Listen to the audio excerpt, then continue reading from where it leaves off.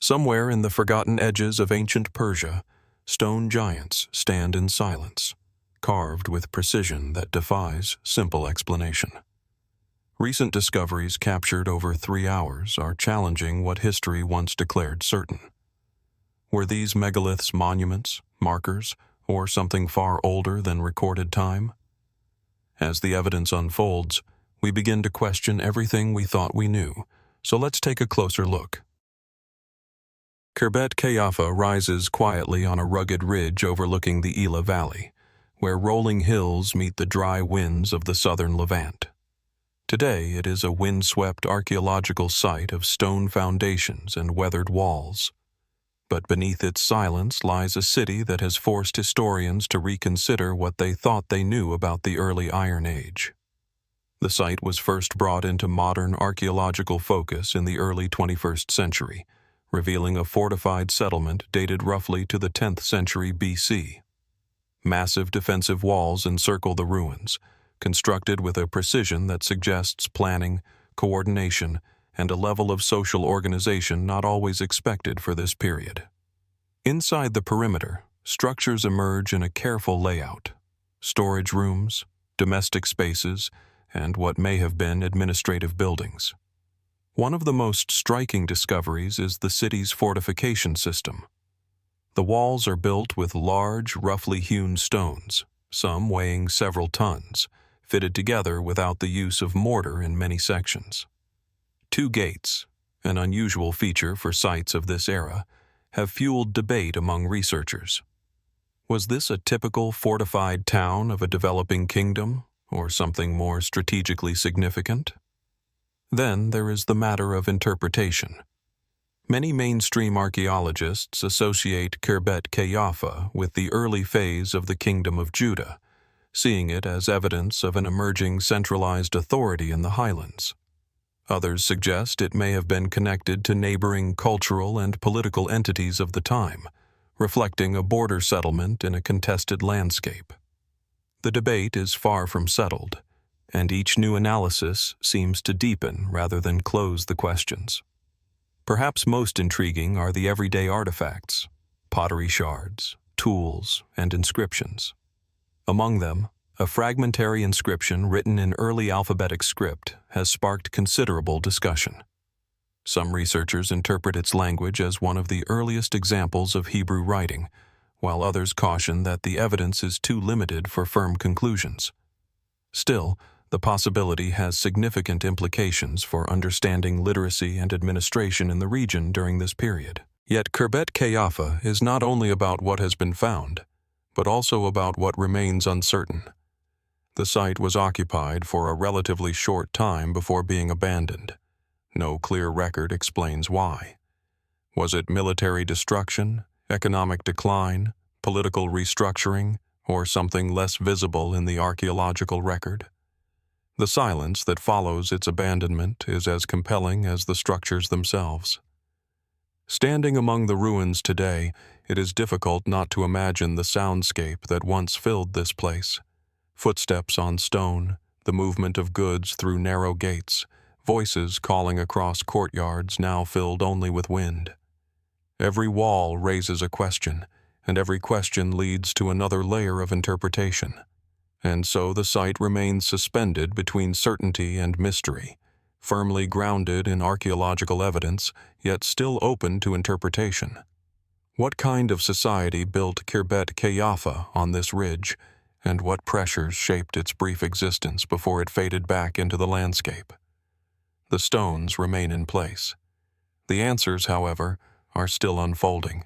As we leave the sun-baked hills of Khirbet Qeiyafa behind, our journey moves eastward across continents and millennia, tracing the footprints of civilizations whose ambitions and ingenuity continue to echo through time. From the fortified ridge overlooking the Elah Valley, we now find ourselves drawn to the plains of the Indus River, where another enigma of the ancient world stands in quiet testament to human innovation: the granaries of Harappa. The site emerges gradually from the haze of early morning. Vast rectilinear mounds rise from the earth, their edges softened by centuries of wind and rain, yet their form hints at meticulous planning and organization, The granaries themselves are imposing structures, rows of mud brick chambers, long and narrow, aligned with precision, each separated by thick walls. Even today, one can almost feel the weight of the grain they once held, the sustenance of a sprawling urban population meticulously stored and protected. Dating back to roughly 2600 to 1900 BC, Harappa was one of the key centers of the Indus Valley civilization, a society remarkable for its urban planning, standardized weights and measures, and elaborate sewage systems.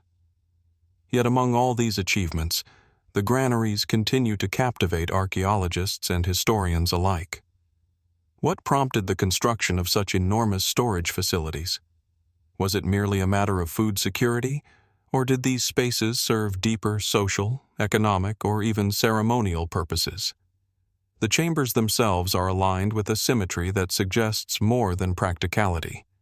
Each room could have held thousands of kilograms of grain, but the uniformity of design across the site raises questions. Was there a central authority dictating these architectural standards, a governance structure capable of enforcing such uniformity across vast urban spaces?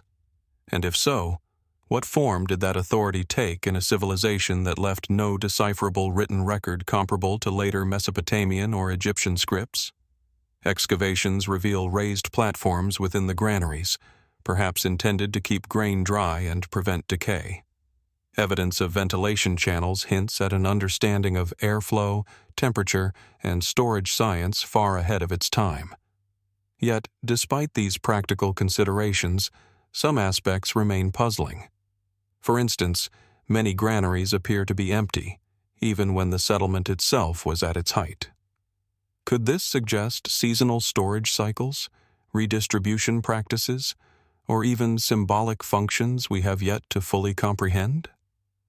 The granaries sit at the heart of a network of streets and public buildings, connected to marketplaces, residential areas, and workshops. Their central location indicates their importance to the city's life, not just as repositories of food, but as centers of community and governance. Some scholars propose that these granaries may have been instruments of social control, allowing leaders to manage resources, enforce order, and sustain a growing urban population. Others speculate on more esoteric possibilities. Did they play a role in religious or ritualistic ceremonies, symbolizing abundance and divine favor?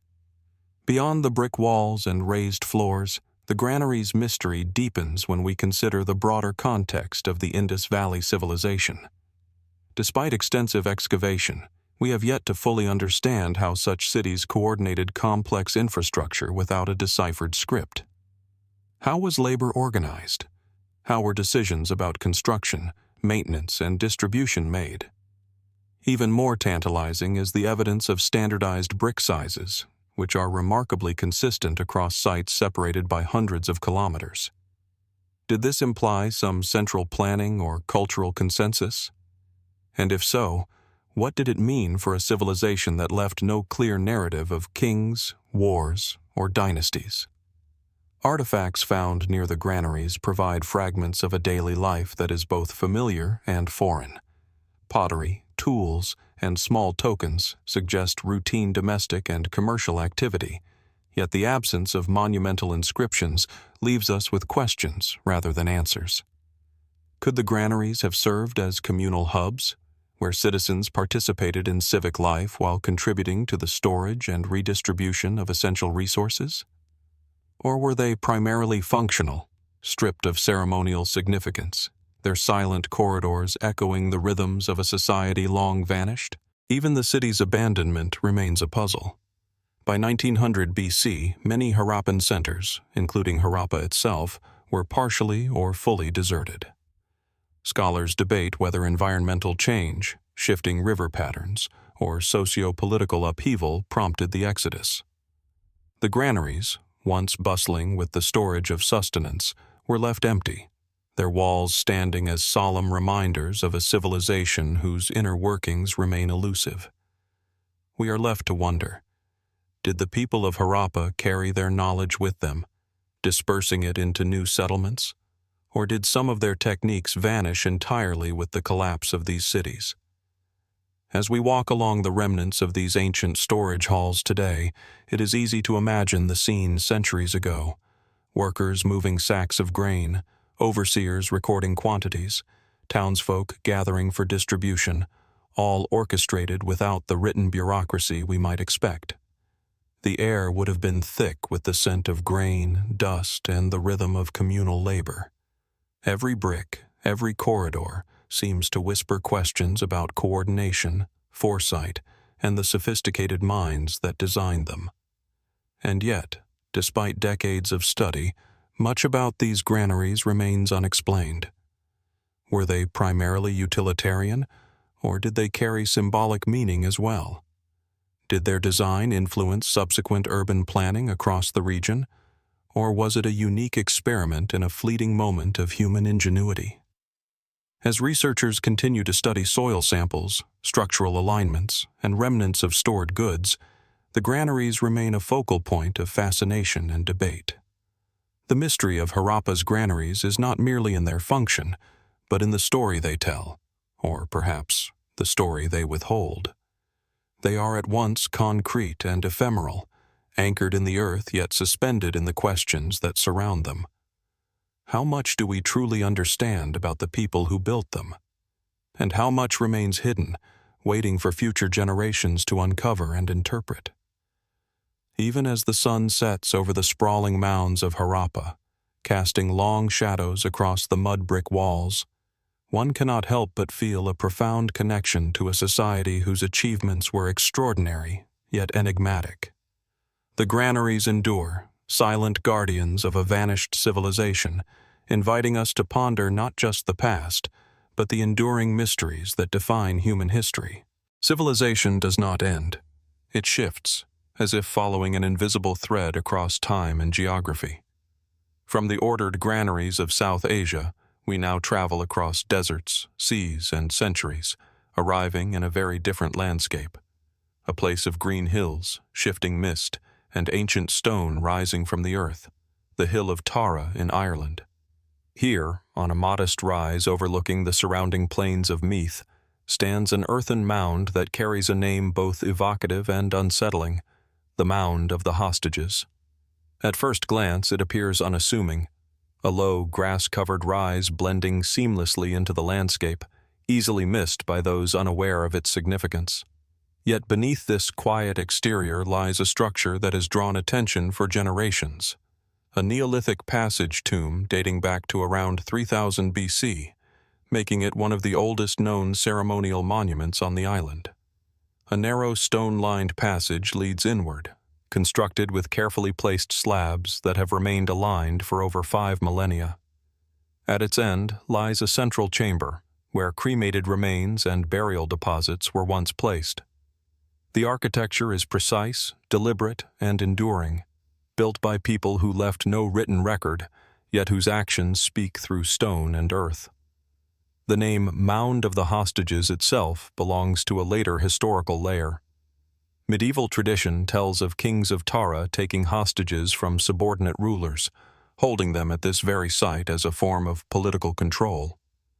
Whether this practice was directly connected to the prehistoric tomb is uncertain, yet the overlap of myth, memory, and physical space creates a powerful sense of continuity.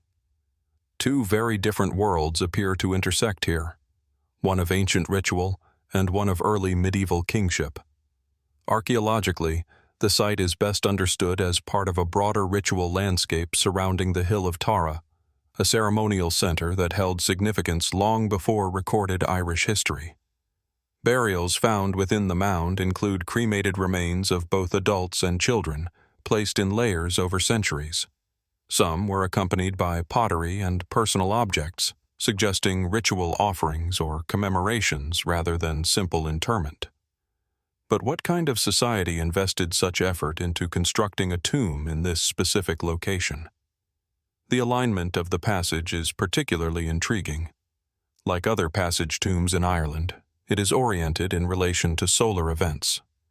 During the equinoxes, light enters the passage and illuminates the inner chamber, a phenomenon that suggests a sophisticated understanding of astronomical cycles. Was this purely symbolic, marking time and seasons? Or did it reflect a deeper cosmology in which death, rebirth, and celestial movement were intertwined? As excavations progressed in the 20th century, archaeologists uncovered evidence that the mound was not a single-period construction. Instead, it appears to have been modified and reused over centuries, layered with successive burials and possibly ceremonial deposits. This raises further questions. Was the site continuously revered across generations, or periodically rediscovered and reinterpreted by changing communities? The relationship between the Neolithic builders and the later medieval traditions adds another layer of complexity.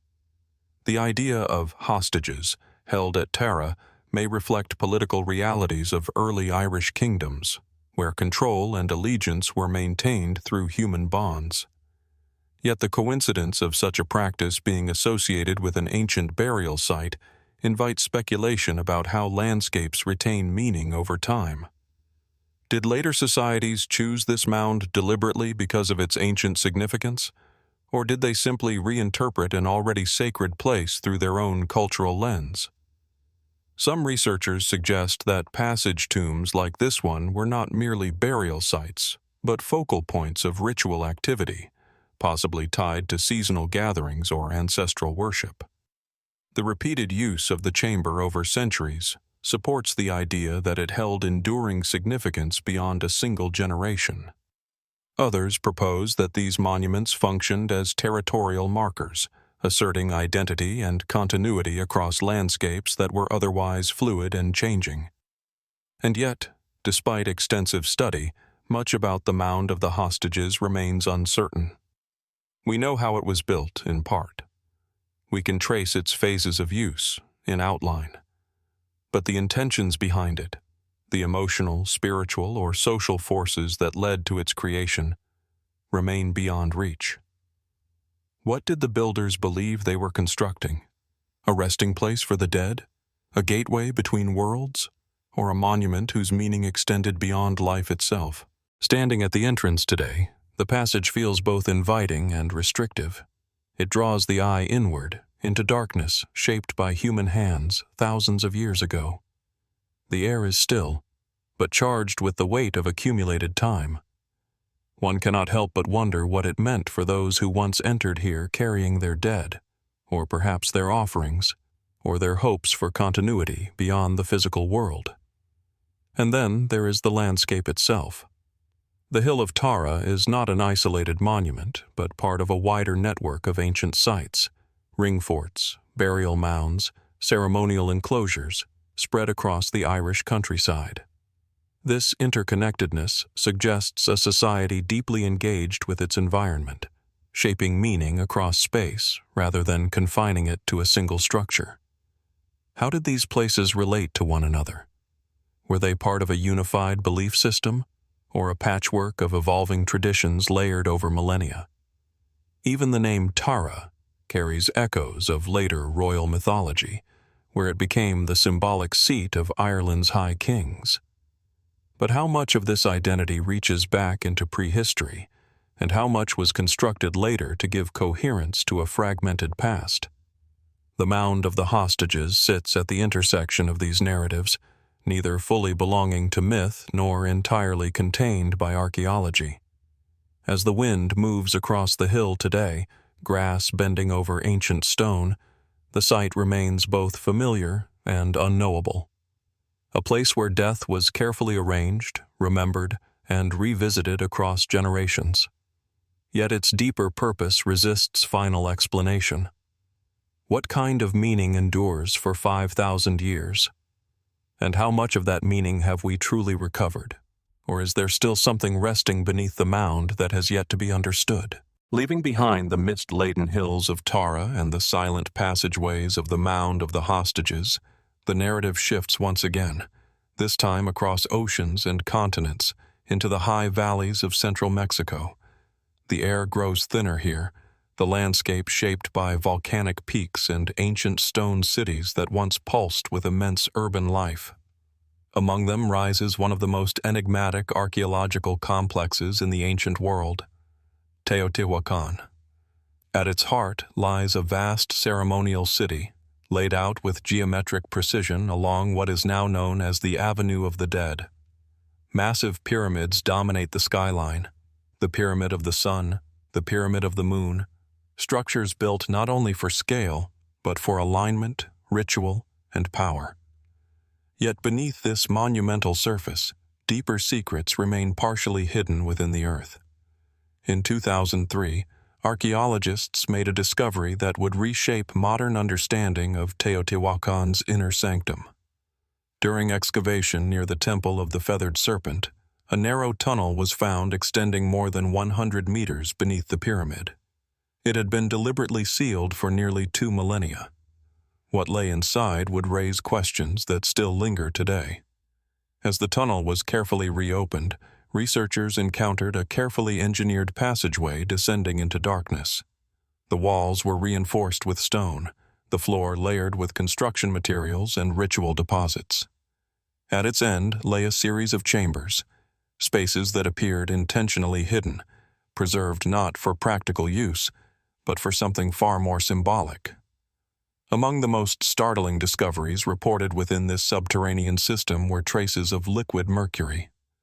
Mercury, in its reflective silvery form, is rare in archaeological contexts. It is toxic, difficult to extract, and even more difficult to store safely. Yet within Teotihuacan's sealed chambers, small pools of it were reportedly found, gleaming faintly under artificial light.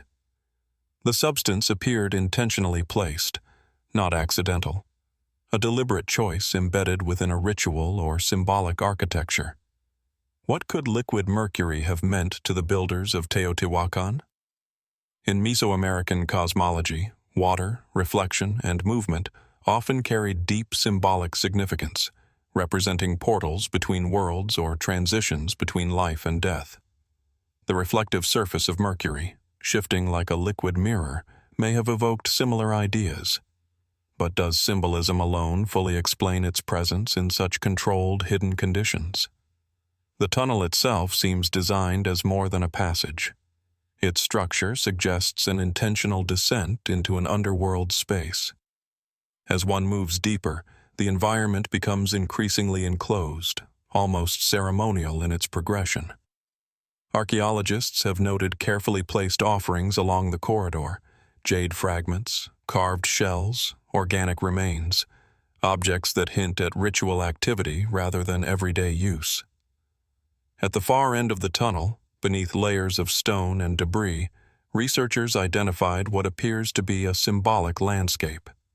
Miniature mountain formations coated in minerals, reflecting pools, and carefully arranged artifacts suggest a recreated cosmos, an artificial underworld constructed beneath the pyramid itself. Was this a representation of mythological geography? Or something more specific, perhaps a reenactment of creation narratives central to Teotihuacan belief systems? Mainstream interpretations suggest that the tunnel functioned as a ritual chamber associated with rulership, burial symbolism, or state ideology. The Temple of the Feathered Serpent itself is often linked to themes of fertility, war, and cyclical renewal. Within this framework, the underground chambers may have served as a controlled space for elite ceremonies, reinforcing the political and religious authority of Teotihuacan's ruling class. Yet the presence of Mercury complicates the picture. Some researchers propose that its reflective properties were used to simulate water or celestial surfaces, enhancing the sensory impact of rituals performed in near darkness. Others suggest it may have represented rivers of the underworld, described in later Mesoamerican traditions, where souls traveled after death. The idea of using a toxic, unstable element in such a deliberate architectural context raises further questions about knowledge, intent, and meaning. Could the tunnel have been designed as a symbolic journey, an engineered descent into a mythological realm? If so, the experience of moving through it would have been carefully controlled, light diminishing, air tightening, reflections shimmering unpredictably along the walls. a space not merely to be observed, but to be experienced. And yet, there are interpretations that go further still. Some fringe theories suggest that the tunnel system represents a lost or highly advanced understanding of materials and acoustics, possibly used to create altered states of perception during rituals. Others speculate about astronomical alignments encoded within the underground chambers, linking the descent beneath the pyramid to cosmic cycles above it. While such ideas remain outside mainstream consensus, they persist in discussions surrounding Teotihuacan's extraordinary engineering. What is not in dispute is the sophistication of the city itself. At its peak between roughly 100 BC and 550 AD, Teotihuacan was one of the largest urban centers in the ancient world, home to perhaps over 100,000 inhabitants. Its influence extended across Mesoamerica, shaping art, architecture, and cultural exchange. And yet, its original builders remain unidentified, and its language undeciphered, leaving much of its worldview just beyond reach. The tunnel beneath the Temple of the Feathered Serpent is not an isolated anomaly. It is part of a broader pattern of architectural intentionality that defines Teotihuacan as a whole. Layers of symbolism, urban planning, and ritual geography interwoven into a single monumental landscape. The deeper one investigates, the more the city appears to function not only as a settlement, but as a designed representation of the universe itself. Still, the question of Mercury remains unresolved. Why was it used? What meaning did it carry for those who placed it there? Was it a rare ritual material reserved for elite ceremonies, a symbolic representation of water and divinity, or something whose full significance has been lost to time? As researchers continue to map the tunnel system with advanced imaging and careful excavation, new details slowly emerge, but no definitive explanation has yet settled the debate. The underground chambers of Teotihuacan remain sealed in part by stone, and in part by uncertainty. And so we are left with a descending passage, a reflective liquid that should not be there, and a city whose builders left no written explanation for their intentions. Beneath the weight of the Pyramid of the Feathered Serpent, something still lies in quiet suspension, waiting not only to be uncovered, but to be understood. What kind of knowledge leads a civilization to bury a mirror of liquid metal beneath a sacred structure? And how much of Teotihuacan's inner world is still hidden in the darkness below, leaving behind the sealed darkness beneath Teotihuacan's feathered serpent, where Mercury still glimmers in memory like a question never fully answered? The journey moves once again across vast distance, north to south, highlands to ocean, from volcanic plateaus to the dry coastal plains of northern Peru. Here, the landscape changes its language. The air grows warmer, heavier. The Andes stand distant yet watchful, their snow-capped peaks feeding rivers that carve life through arid valleys. And rising from this desert floor, as if emerging from the earth itself, is one of the largest adobe complexes ever built in the ancient Americas, the pyramids of Tucumán. At first, they appear not as singular monuments, but as a clustered horizon of earthen forms, dozens of massive, flattened structures spreading across the landscape like a buried city slowly surfacing. Time has softened their edges. Wind and rain have worn their geometry into rounded silhouettes, yet their scale remains unmistakable. This is not a single pyramid. It is a landscape of pyramids. More than 26 major huacas, ceremonial adobe platforms, spread across the site, constructed by successive civilizations over centuries. The earliest phases are associated with the Lambayeque culture, also known as Sican, flourishing roughly between 700 and 1375 AD, later absorbed and transformed under Chimu influence, and eventually touched by the expanding reach of the Inca before the arrival of the Spanish. And yet, despite these historical layers, one question persists beneath all interpretation. Why here? Why did multiple civilizations return to this exact place, building again and again upon the same sacred ground, as if drawn by something embedded in the land itself. The most prominent feature of Tukume is its sheer density. These are not isolated temples or pyramids separated by distance. They form a tightly woven ceremonial complex, arranged with a deliberate spatial logic that still resists full explanation. Some structures rise in stepped platforms. Others stretch into long rectangular masses, their surfaces once coated in plaster and painted in vivid colors that have long since faded into the desert air. At the heart of the site lies a natural formation known as Cerro La Raya, a rocky hill that predates the pyramids themselves. To ancient builders, it was not simply a geological feature. It appears to have functioned as a sacred axis, a fixed point around which the entire ceremonial landscape was organized. Was this hill merely chosen as a convenient landmark? Or did it hold a deeper symbolic meaning, an anchor between earth and sky, life and death, human settlement and the natural world? Archaeological evidence suggests that Tukume was not built in a single moment, but accumulated over generations.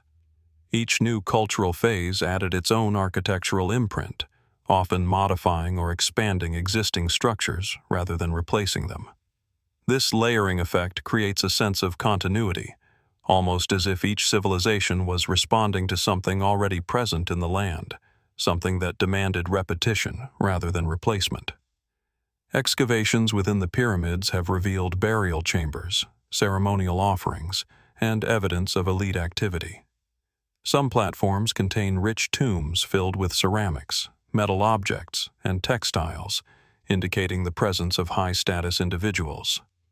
Others show signs of ritual burning, intentional sealing, or abrupt abandonment. These layers raise difficult questions.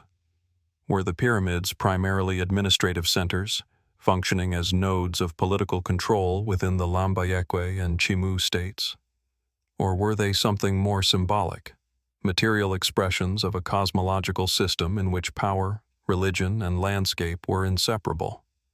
Mainstream interpretations often describe Tukume as a ceremonial and administrative hub, a place where rulers legitimized authority through ritual and monumental architecture. In this view, the pyramids served as platforms for governance, ancestor worship, and state-controlled religion. The repeated construction phases reflect political continuity, even as ruling elites changed over time. Yet there are aspects of the site that resist simple categorization. Many pyramids appear to have been deliberately abandoned or partially dismantled long before the Spanish arrival. Some show evidence of fire. Others seem to have been systematically filled in with earth and debris. The reasons for this remain debated. Environmental change is often cited, particularly the impact of El Niño weather events, which periodically bring catastrophic flooding to the region. Such events could have destabilized agricultural systems and forced relocation. But flooding alone does not fully explain the symbolic nature of abandonment observed in some structures. In certain cases, valuable objects were left behind, carefully placed rather than simply discarded. This suggests that closure rituals may have been performed, ceremonies intended not to destroy, but to complete the life cycle of a structure. What does it mean for a building to be ritually retired? And what beliefs would justify sealing away monumental spaces built with immense labor? Some researchers propose that Tukume functioned as a sacred landscape aligned not only with Cerro La Raya, but also with celestial cycles. The orientation of certain platforms suggests astronomical awareness, possibly linked to solar or lunar events. In this interpretation, the pyramids become part of a broader cosmological map, where human construction mirrors the structure of the universe itself. Others suggest a more symbolic geography, one in which pyramids represent mythological elements such as mountains, ancestors, or primordial waters.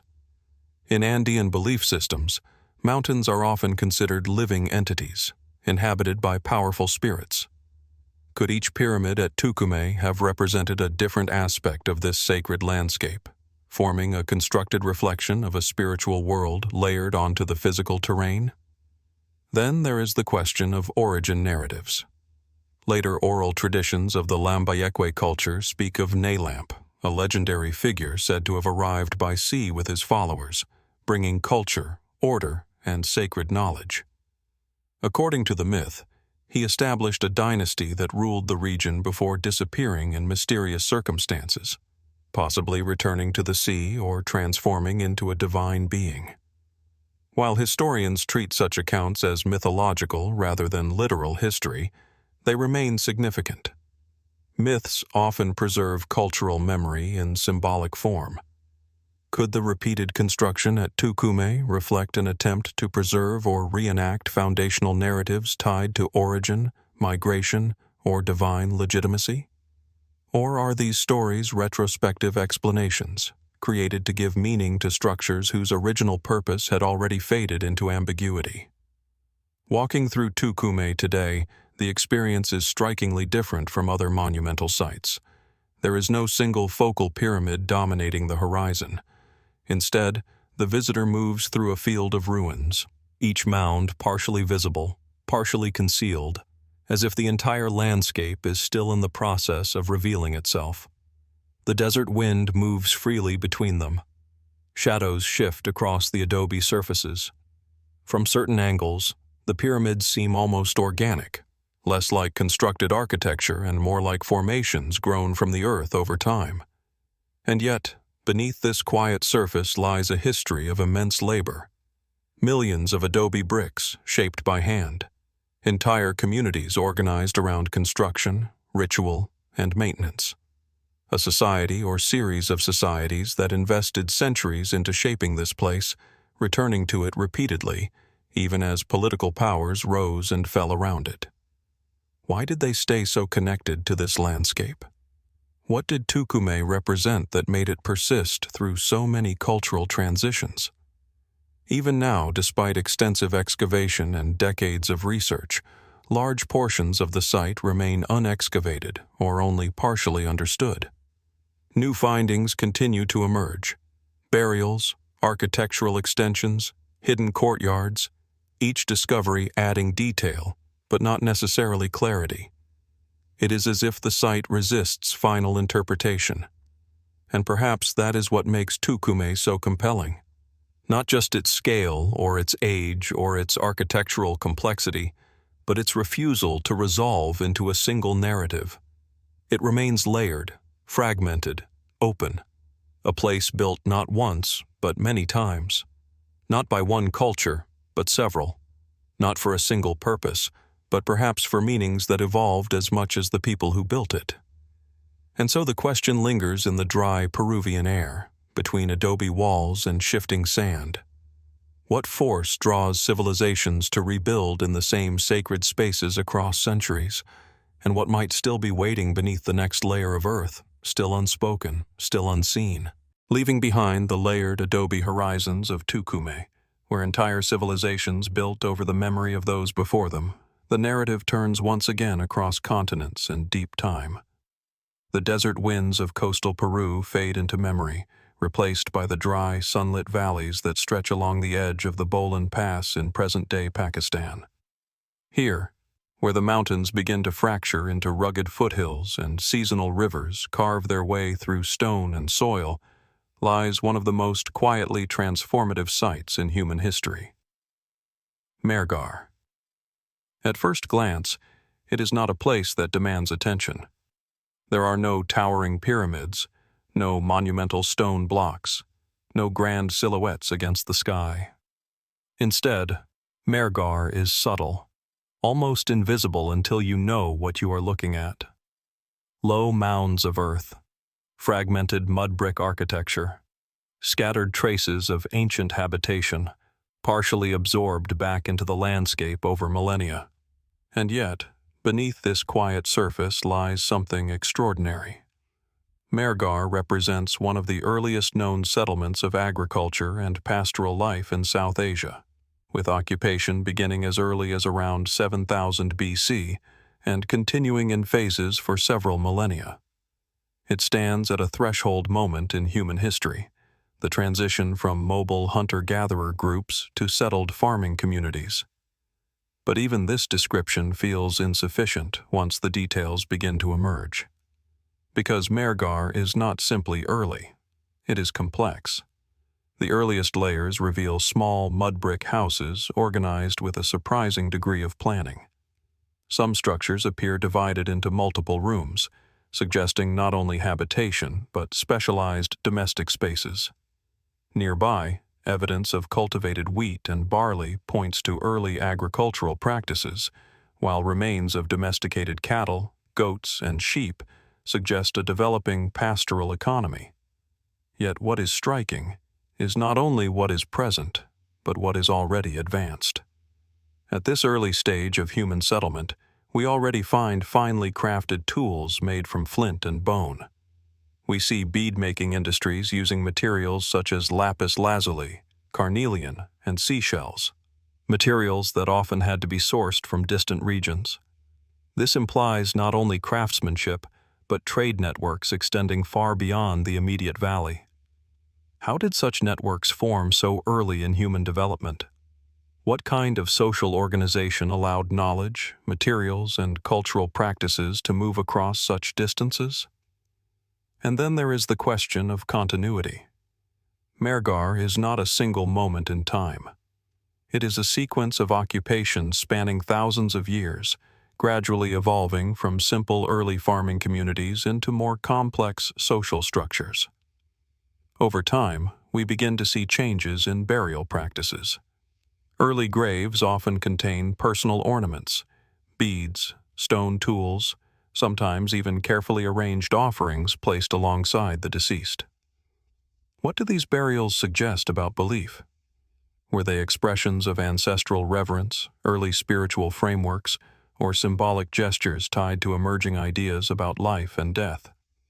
One of the most discussed aspects of Mehrgar is its evidence for early dentistry. Archaeologists have identified drilled human teeth dating back to some of the earliest occupational layers.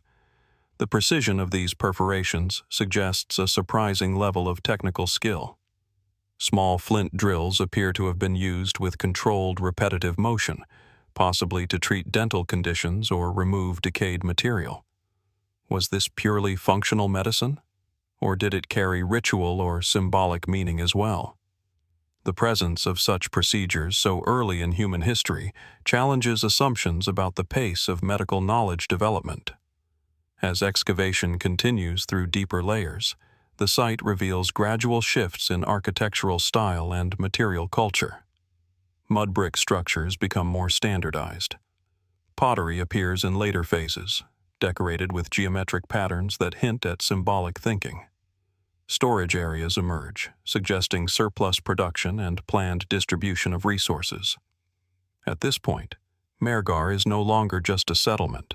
It is becoming something more structured, an organized society with systems of production, storage, and craft specialization. But what is perhaps most intriguing is how quietly this transformation happens. There is no sudden rupture, no clear moment where one way of life ends and another begins. Instead, there is slow accumulation, layer upon layer of adaptation, innovation, and continuity. It is as if civilization itself is being assembled gradually, almost imperceptibly, within this valley. Mainstream archaeological interpretations view Mehrgar as a foundational site in the development of the Indus Valley civilization. Many scholars consider it a precursor culture, whose innovations in agriculture, craft production, and settlement planning eventually contributed to the rise of urban centers such as Harappa and Mohenjo-Daro centuries later. In this view, Mehrgar is not mysterious. It is formative, a key step in a long, traceable, evolutionary path toward urban complexity. But even within this framework, questions remain. Why here? Why did one of the earliest known experiments in settled life emerge in this specific region, at the edge of the Indus Plains, surrounded by mountains and trade corridors? Was it purely environmental? Access to water, fertile soil, and migratory routes? Or did something else make this location uniquely suitable for early settlement? Some researchers point to the convergence of ecological zones. Others emphasize the role of migration and interaction between different prehistoric populations moving through the region. Still others suggest that Mergar may represent one of several early centers of experimentation with agriculture, only some of which survived or were discovered. And then there are more speculative interpretations, ideas that step beyond conventional archaeological frameworks. Some propose that Mergar reflects a broader, interconnected network of early knowledge exchange across prehistoric Eurasia, where agricultural techniques, symbolic systems, and craft traditions spread more rapidly than previously assumed.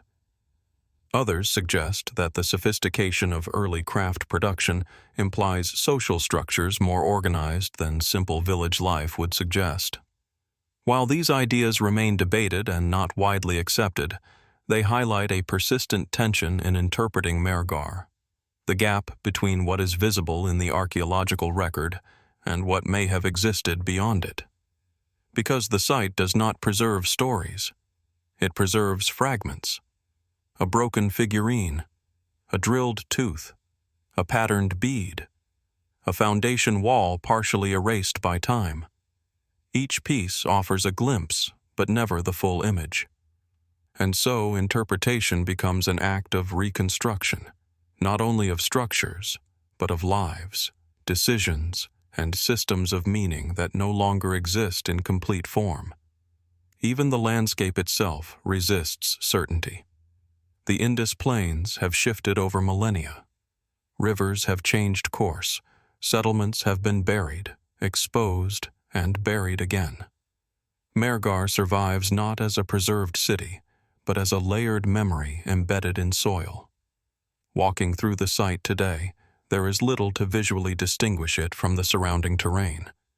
And yet, beneath the surface lies one of the earliest known chapters of settled human life, a chapter that quietly reshaped the trajectory of human history. What does it mean for civilization to begin not with cities and monuments, but with small, quiet experiments in living together? And how much of that earliest transformation still remains buried beneath the soil, waiting for patterns we have not yet learned to recognize? Leaving the sun-baked plains and early experiments of settled life at Mergar behind, our journey returns once more to the Americas, moving from the mountains and rivers of South Asia to the highlands of central Mexico. Here, amidst arid valleys and scrubland, rises a site both architecturally striking and shrouded in questions, a ceremonial complex that blends precision, symbolism, and enigma. Cañada de la Virgen. At first sight, it is a quiet hill punctuated by stone platforms. The desert stretches around it, open and empty, yet upon closer inspection, the landscape reveals deliberate human design. Geometric stone alignments, elevated platforms, and sun-drenched terraces emerge from the earth like whispers of a society attuned to both land and sky. The moment one approaches, the sense of intentionality becomes unmistakable. Every wall, every angle, seems calculated, not merely to endure, but to interact with celestial events, to orchestrate light, shadow, and perception. Cañada de la Virgen was occupied between approximately 540 AD and 1050 AD, associated with the Otomi culture, though it likely drew influence from surrounding Mesoamerican civilizations. Unlike the sprawling metropolis of Teotihuacan or the clustered pyramids of Tucumán, Cañada de la Virgen presents as a compact, highly ordered complex, a microcosm, perhaps, of larger cosmological ideas, articulated in stone and aligned with the heavens. The site consists of 5 primary structures arranged on 2 terraces. The most prominent platform, known as Structure 5, is oriented with remarkable precision. Archaeologists note its alignment toward the star Vega in the Lyra constellation, particularly during the precession period when it was in use. Other structures are aligned to solstices, equinoxes, and possibly lunar cycles. The builders were clearly aware not only of their terrestrial environment, but of the celestial sphere above them, a subtle orchestration linking earth and sky. Excavations have revealed burials, many containing individuals positioned deliberately, often accompanied by offerings such as ceramics, shells, and obsidian blades. Osteological analysis suggests some individuals may have held elite status, perhaps acting as intermediaries between the living and the divine. The placement of graves within the structures, sometimes beneath floors or on terraces, further hints at a society that imbued architecture itself with spiritual significance. Was this a physical manifestation of a cosmology, a tangible map connecting mortals to celestial cycles? Mainstream interpretations suggest that Cañada de la Virgen functioned as a ceremonial and astronomical observatory, possibly a space where the Otomi elite conducted rituals to align human activity with celestial and agricultural cycles. This view is supported by structural orientation and the timing of burials, which often coincide with solstice alignments. Yet, as with many ancient sites, the interpretation remains partial. Not every alignment is fully understood, and some patterns appear to extend beyond simple solar or lunar events, hinting at more complex symbolic or ritual functions. Among the more mysterious features of the site is the interplay of shadow and light. During certain times of the year, sunlight penetrates corridors and chambers in unexpected ways, illuminating particular niches or artifacts. It is as if the builders intended not only to observe the heavens, but to orchestrate human perception, to make the movement of celestial bodies tangible within the structures themselves. How sophisticated was this understanding? Were these alignments used to mark agricultural cycles, political ceremonies, or purely spiritual experiences designed to impress and inspire?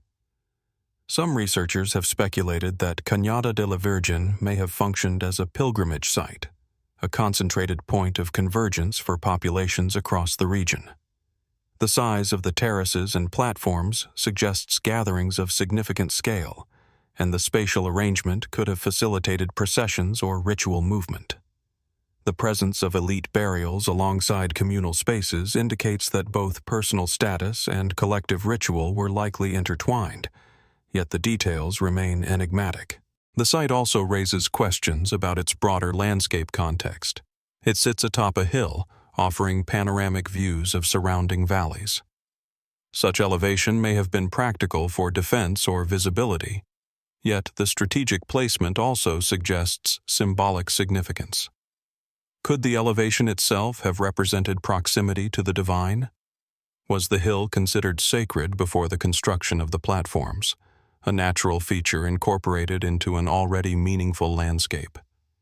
And then there is the question of cultural interaction. While Cañada de la Virgen is primarily associated with the Otomi, its architecture and orientation hint at knowledge of Mesoamerican cosmology, particularly practices linked to Teotihuacan and other Central Mexican civilizations. Were these ideas transmitted through direct contact, trade, or shared ritual traditions? Or were they independently developed, emerging from a convergent understanding of landscape, astronomy, and sacred geometry? Adding further intrigue is the apparent deliberate closure of the site. Archaeologists have observed layers of deliberate backfilling, the careful sealing of chambers, and the systematic covering of structures with earth. Such practices suggest a conscious act of termination, a ritual ending rather than abandonment due to environmental or social pressures alone. Was this closure a symbolic gesture, perhaps marking the conclusion of a sacred cycle, the death of an era, or a significant societal transformation? Some speculative interpretations go even further, proposing that the complex may have functioned as a kind of astronomical archive, a three-dimensional recording of celestial phenomena for ritual, agricultural, or calendrical purposes. Others have suggested that the architecture encodes mythological narratives, representing stages of cosmic or underworld journeys in spatial form.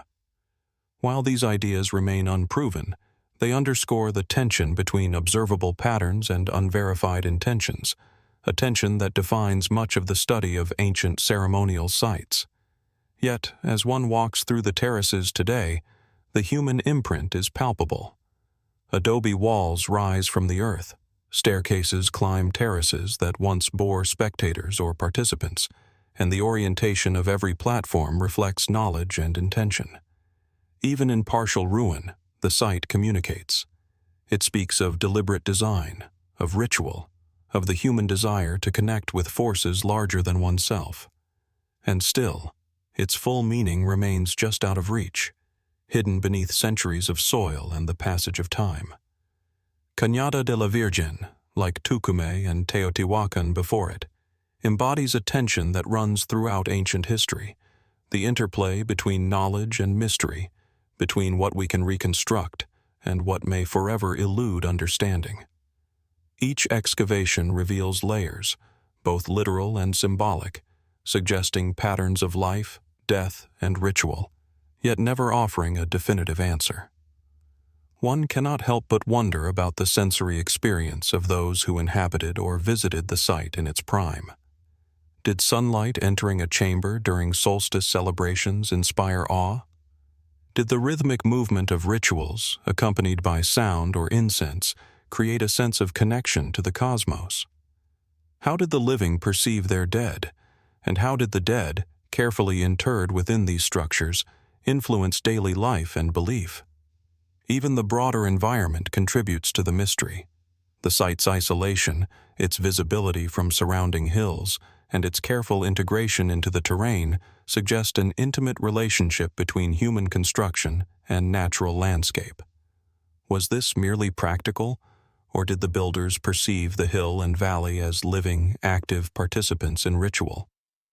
Cañada de la Virgen remains a place of questions rather than answers.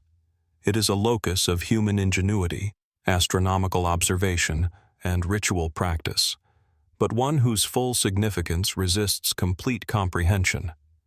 The Otomi, or perhaps multiple cultures over time, created a complex that was both functional and symbolic, yet the precise nature of that symbolism remains veiled by time.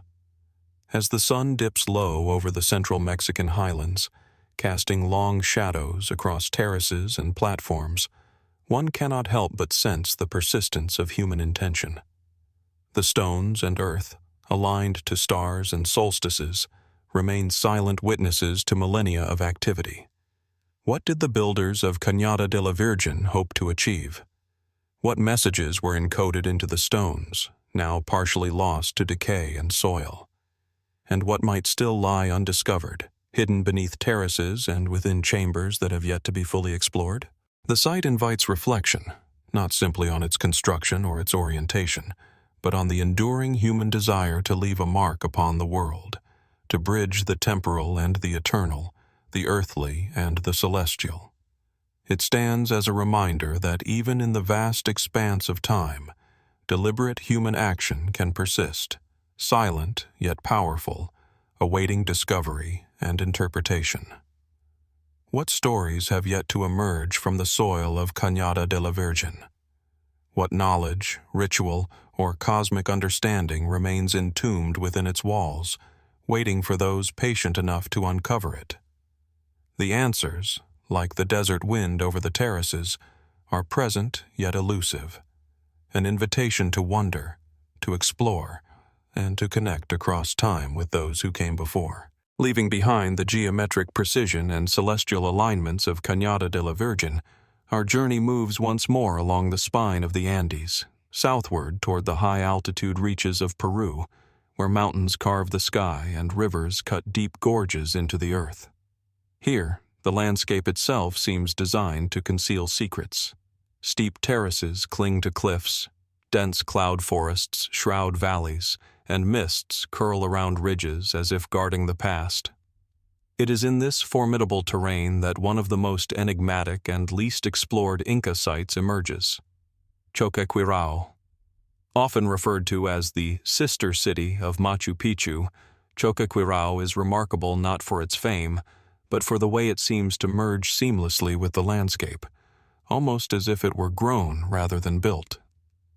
Its terraces cascade down steep mountainsides, linked by stairways hewn from stone, while plazas, temples, and ceremonial platforms occupy ridges and slopes that command both strategic and symbolic vistas. The first impression is one of scale. Choqquequirao spans more than 30,000 hectares, yet much of it remains hidden within the cloud forests, accessible only by trails that twist along precipitous cliffs. From afar, the terraces seem to emerge organically from the mountains, a deliberate mimicry of natural contours. Was this design purely practical, a way to stabilize steep slopes for agriculture and habitation? Or was it symbolic, a physical expression of Inca cosmology, integrating the sacred mountains, known as apus, into the very fabric of human settlement? The site was occupied primarily in the 15th and early 16th centuries, during the late Inca period. Excavations have revealed a combination of domestic, ceremonial, and administrative structures. There are plazas that suggest ritual gatherings, residential complexes indicating elite habitation, and agricultural terraces that may have sustained both local populations and visiting pilgrims or administrators. Yet, for all the concrete findings, Choqquequirao continues to resist full comprehension. Mainstream archaeology interprets Choqquequirao as a provincial administrative center, perhaps established to consolidate Inca influence in the region and secure communication routes along the Apurimac River. Its location is undeniably strategic. The city sits above deep gorges, with clear views of approaching paths, providing both security and control. Yet the extraordinary investment in construction and the sophistication of ceremonial spaces suggest that Choqquequirao was more than a political outpost. It was also a sacred center, a place where the terrestrial and celestial intersected. The architecture itself reveals the duality of function and symbolism. Temple complexes feature trapezoidal doorways, niches, and finely carved stonework, hallmark traits of Inca sacred construction. Terraces extend into the landscape with precise gradients, serving agricultural needs while simultaneously defining the city's ceremonial axis. Water channels, some still functional today, suggest careful management of irrigation and drainage, yet their paths also appear aligned with specific plazas and platforms. Was the flow of water designed purely for agriculture, or did it represent a sacred lifeblood, a material metaphor for the flow of energy through the city and the cosmos? Burials found at Choqquequirao deepen the mystery. While not as extensive as at other Inca centers, graves include elite individuals accompanied by ceramic offerings, tools, and personal items. Some appear deliberately positioned in relation to terraces or plazas, hinting at symbolic relationships between the living and the dead. How did the Inca perceive these connections? Did the city function as both a home for the living and a repository for ancestral power, linking each generation through space and ritual? One of the most compelling enigmas of Choqquequirao lies in what remains unexplored. Dense cloud forests cover many sections, and steep cliffs make excavation difficult. A significant portion of the site lies hidden, perhaps preserving structures, tombs, or ceremonial objects that could radically deepen our understanding of its function. Some archaeologists suggest that Choqquequirao may extend far beyond the areas currently mapped, forming part of a broader sacred and administrative network that linked multiple highland settlements. Even the construction methods raise questions.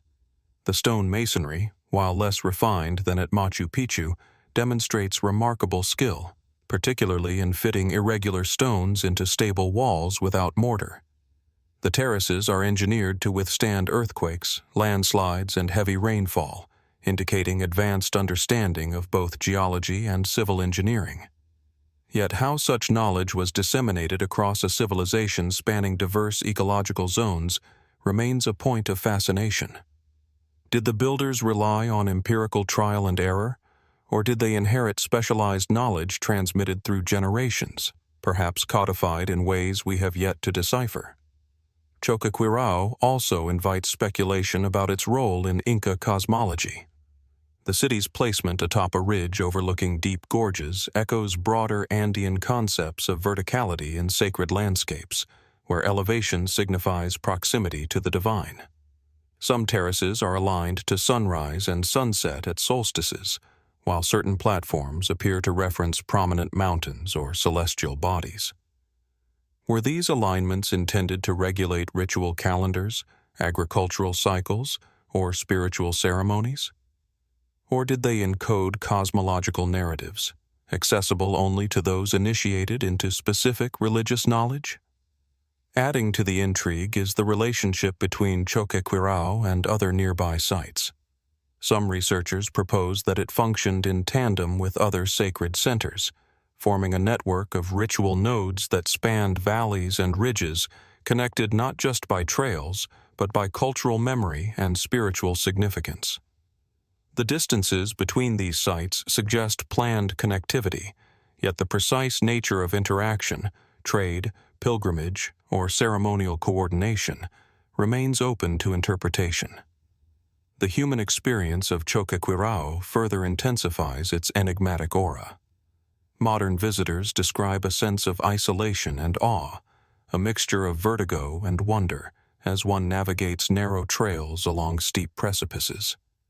In antiquity, movement through the city may have been equally dramatic, with processions ascending terraces, sunlight casting shifting patterns, and ceremonial sound echoing through gorges.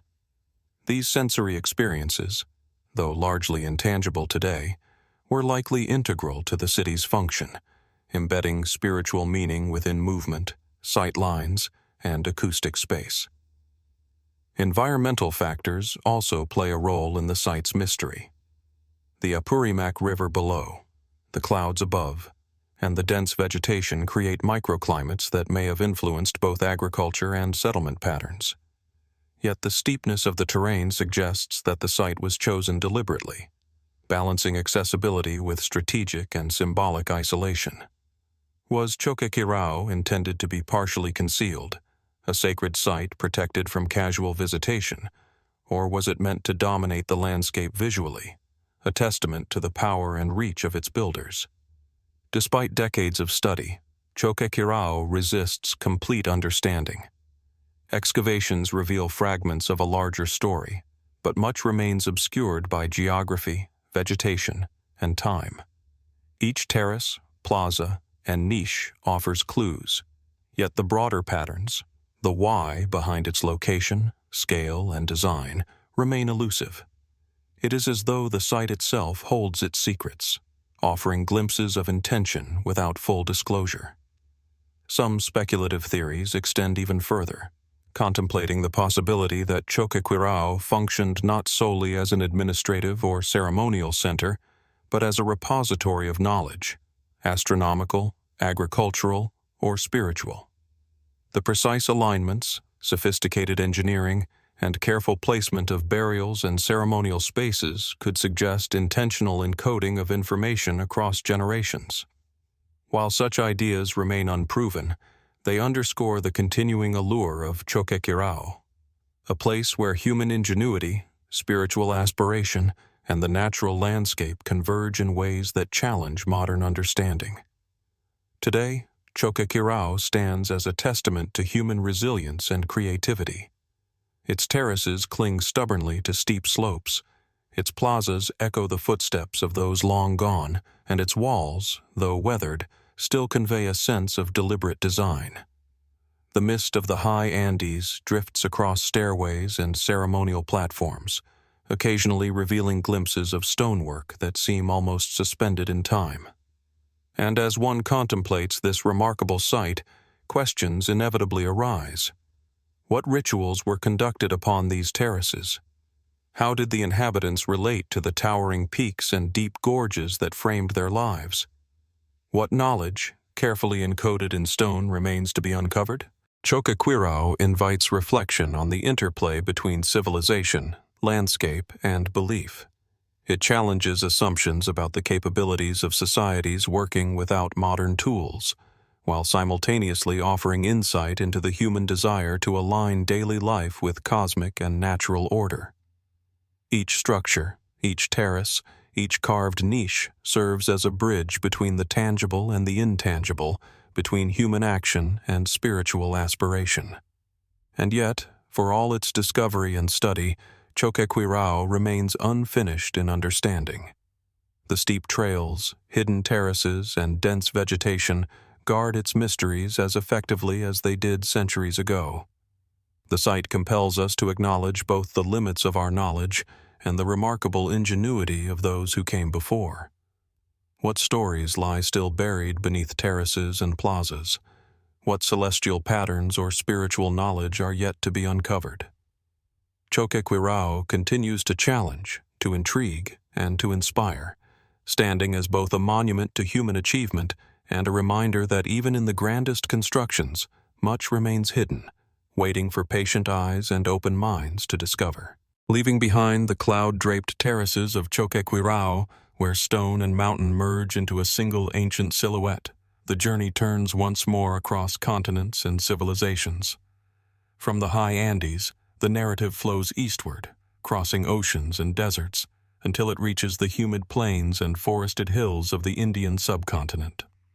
Here, in the modern state of Bihar, India, the landscape folds into a series of low hills and ancient valleys that have witnessed some of the earliest chapters of South Asian urban history.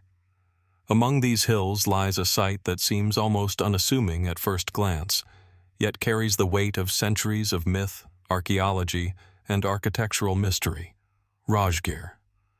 Surrounded by rugged hills that form a natural enclosure, Rajgir was once the capital of the ancient kingdom of Magadha, one of the most powerful early states in Indian history. It is a place deeply embedded in cultural memory, associated with early Buddhism, Jain traditions, and the political foundations of empires that would later shape the subcontinent. But beyond its religious and historical associations lies something more enigmatic, something carved into the very edges of its surrounding terrain: the Cyclopean walls of Rajgir. At first sight, they are not immediately dramatic. Unlike towering pyramids or precisely cut megalithic blocks found elsewhere in the world, these walls appear as vast, irregular stretches of stonework winding along the contours of the hills. Massive boulders, some weighing several tons, are stacked without visible mortar, forming defensive barriers that follow the natural geography rather than imposing upon it. The effect is both organic and deliberate, structures that seem less built than assembled directly from the landscape itself. The term Cyclopean, borrowed from classical descriptions of massive stone construction in the ancient Mediterranean, reflects the impression these walls leave on observers, that only beings of extraordinary strength or knowledge could have moved and placed such enormous stones. Yet in Rajgir, there is no myth of giants in the literal sense.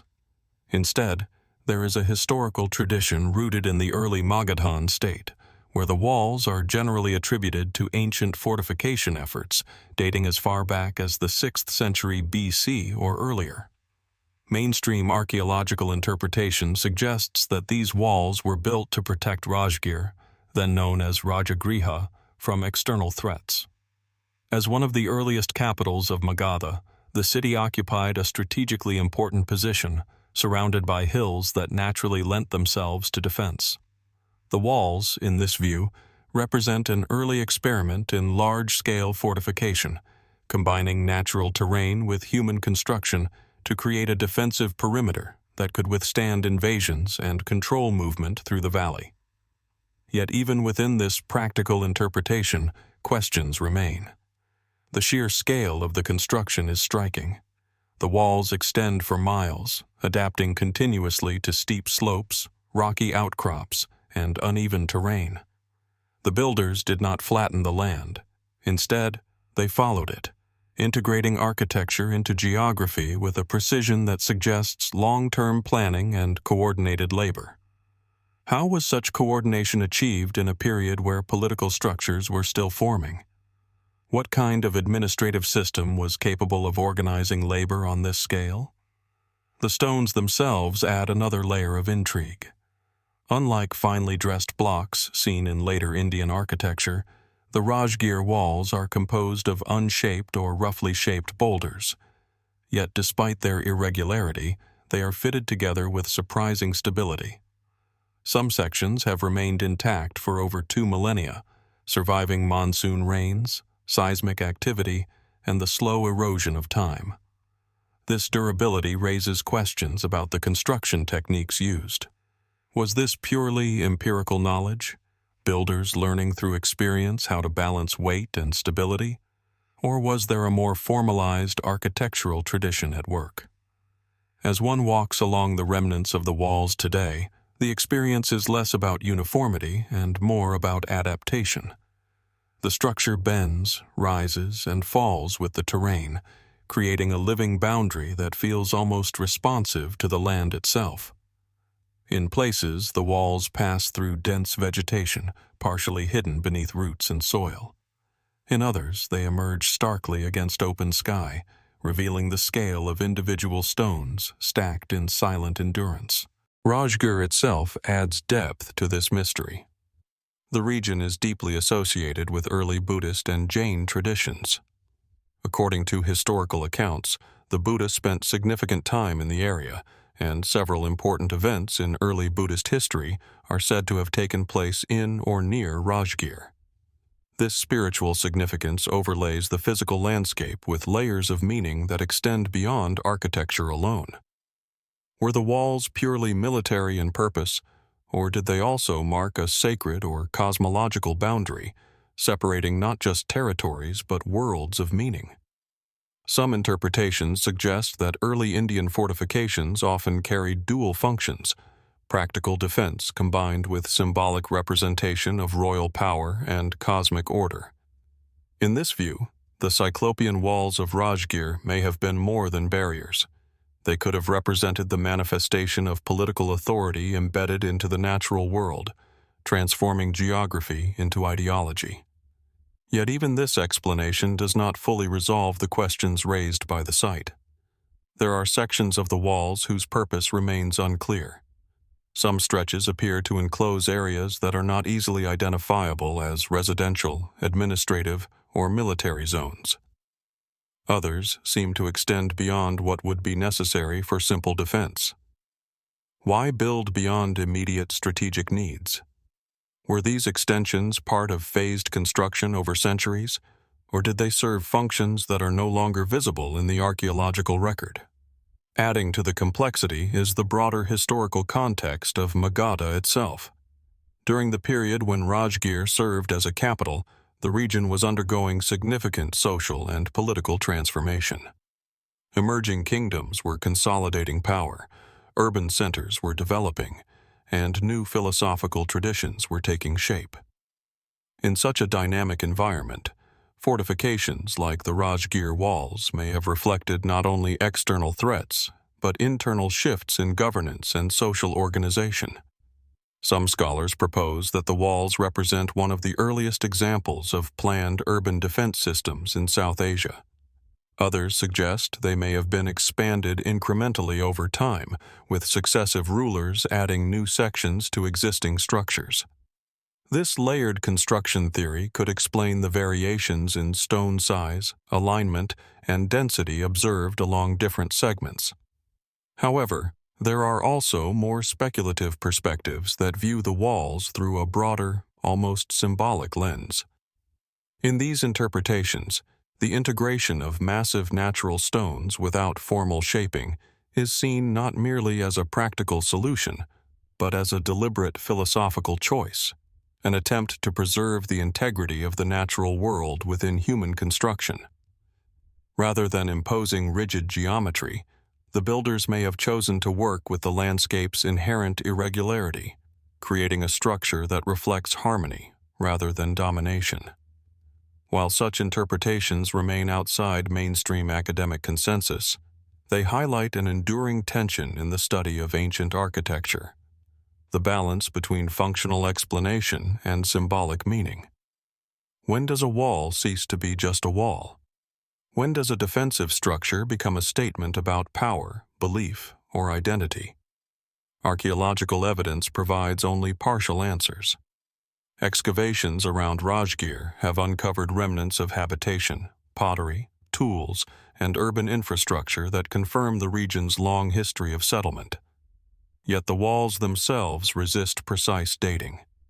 Without inscriptions or definitive construction records, their chronology is reconstructed through indirect evidence, leaving room for debate and uncertainty. Even the name Cyclopean introduces a layer of interpretive distance. It is not an indigenous term, but one applied later by scholars drawing parallels with other ancient megalithic structures around the world. This comparison invites a global perspective. Why do so many early civilizations, separated by vast distances, engage in similar forms of large-scale stone construction? Is this convergence purely functional, or does it reflect deeper patterns in human architectural expression? As dusk falls over the hills of Rajgir, the walls take on a different presence. Shadows lengthen across the uneven stones, and the contours of the landscape begin to merge with the structure itself. It becomes difficult to distinguish where natural formation ends and human intervention begins. The boundary between geology and architecture blurs, as if the land and its builders were engaged in a long, unfinished collaboration. Standing before these ancient walls, one is left with a sense of continuity rather than closure. They do not announce their purpose loudly. Instead, they endure quietly, embedded in the terrain, carrying within their stones the memory of decisions, labor, and intentions that have largely faded from historical record. And so the question remains, suspended in the quiet air of the valley. Were the Cyclopean walls of Rajgir simply a product of early state formation and practical defense, or do they represent something deeper, a way of shaping space that reflects a worldview we are still only beginning to understand? Leaving behind the Cyclopean walls of Rajgir, where massive stones trace the contours of ancient hills and early kingdoms still seem to echo in the landscape, the journey turns once more across oceans and hemispheres. From the dense valleys of South Asia, the narrative moves eastward into the scattered islands of Japan, where volcanic peaks rise above forests and coastlines shaped by wind, sea, and time. Here, in northern Honshu and Hokkaido, far from the monumental stone cities of other ancient worlds, something quieter but no less mysterious emerges from the soil: the Jomon stone circles. At first glance, they are deceptively simple. Arranged in precise geometric formations, often circular or elliptical, these stone structures sit in open fields or elevated terraces overlooking valleys. They are composed of carefully selected stones, some small and rounded, others large and deliberately placed, forming rings, alignments, and sometimes complex multi-layered configurations. There are no towering walls, no carved reliefs, no inscriptions, and yet their arrangement suggests intention so deliberate that randomness seems impossible. These circles date primarily to the late Jomon period, roughly between 2000 BC and 1000 BC, a time long before written records in Japan. The Jomon people are known primarily through archaeology, a hunter-gatherer culture with surprisingly sophisticated material traditions, including pottery among the oldest in the world, intricate figurines known as dog, and complex seasonal settlement patterns. But the stone circles stand apart. They appear not as settlements, nor as fortifications, but as spaces defined by absence and arrangement, places where stones mark boundaries between something and something else. The question is, what?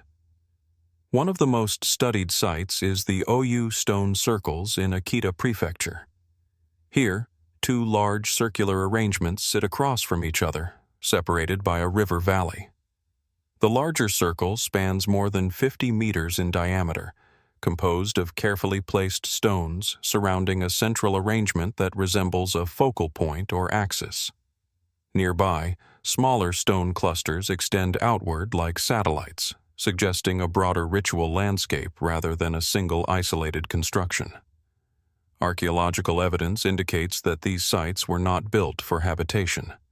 There are no domestic remains, no clear signs of long-term living activity. Instead, excavations have uncovered ritual objects, polished stones, pottery fragments, and evidence of controlled fire use. Some stones appear to have been transported from distant locations, implying effort far beyond simple practicality. Why move heavy stones across landscapes without an obvious functional purpose? What kind of social organization would be required to coordinate such labor in societies traditionally understood as non-urban and mobile? Mainstream interpretations suggest that Jomon stone circles served ceremonial or ritual functions, possibly linked to seasonal cycles, ancestor worship, or communal gatherings.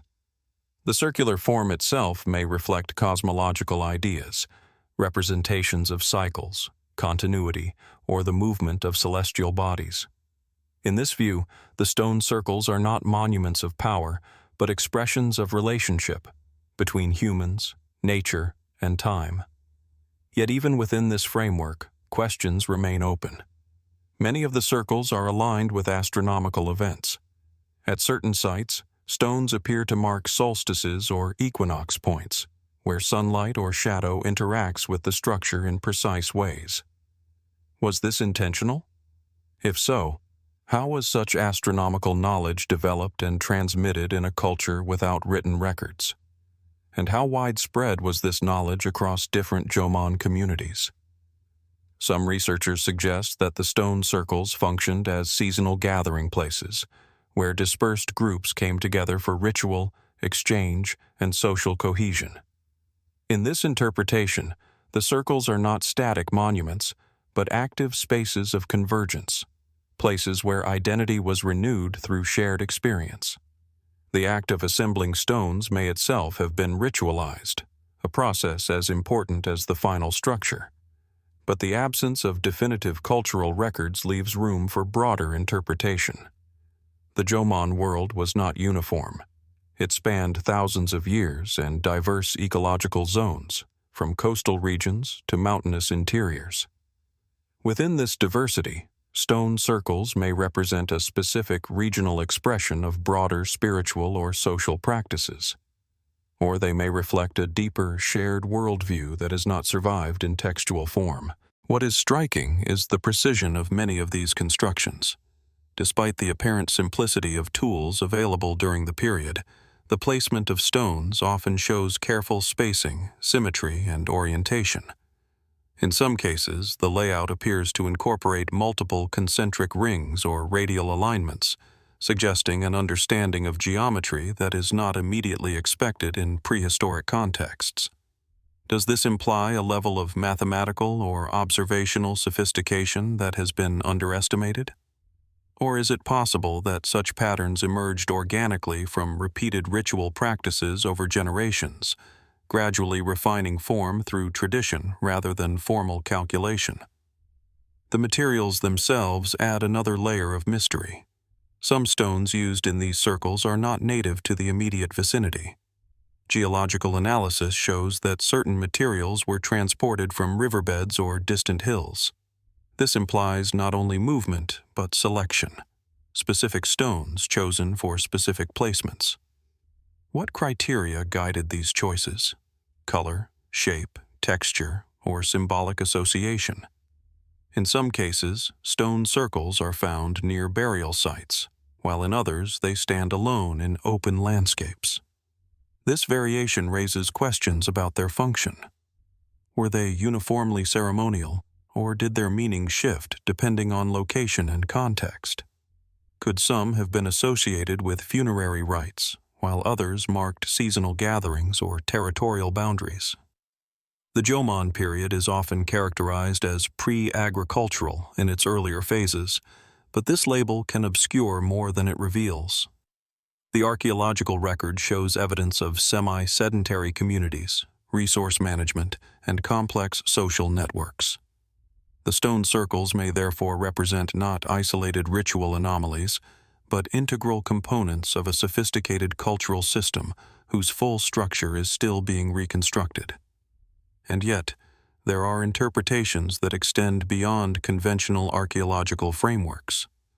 Some speculative perspectives suggest that the stone circles encode a form of landscape memory, mapping not only physical space but also seasonal and celestial rhythms in a way that integrates environment and ritual into a unified system.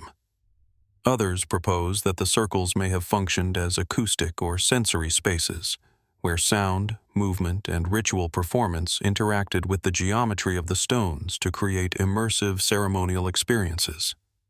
While these ideas remain unproven, they reflect an ongoing effort to understand how prehistoric societies perceived space, not just as physical terrain, but as meaningful, lived environment. Walking among the Jomon stone circles today, there is a distinct sense of quiet precision. The stones do not impose themselves on the landscape. Instead, they seem to emerge from it, as if revealing rather than constructing form. Grass grows between them. Wind passes through them. Seasons shift across their surfaces. And yet, despite this apparent simplicity, the sense of intention is unavoidable. These are not random arrangements. They are structured. But structured toward what? Unlike monumental architecture that declares power or authority, the stone circles of the Jomon world do not announce themselves loudly. They do not dominate horizons or define cities. Instead, they occupy open spaces, often remote, as if their purpose required separation from everyday life. This raises a fundamental question. Were these spaces meant to be seen or experienced?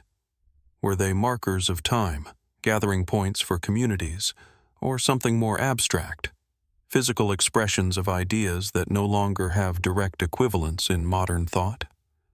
As archaeological research continues, new discoveries occasionally expand the known distribution of stone circles across Japan.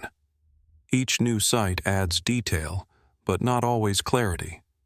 Patterns emerge, but so do variations.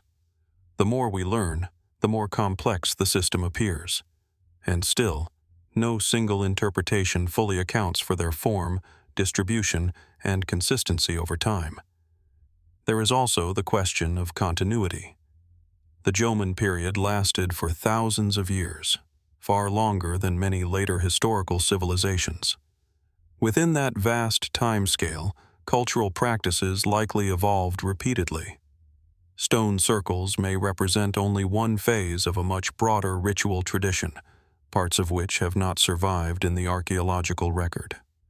What other forms of expression existed alongside them? Wooden structures that decayed without trace? Perishable materials arranged in similar patterns? Oral traditions that carried meaning without physical permanence? The silence of what has not survived is as significant as what remains.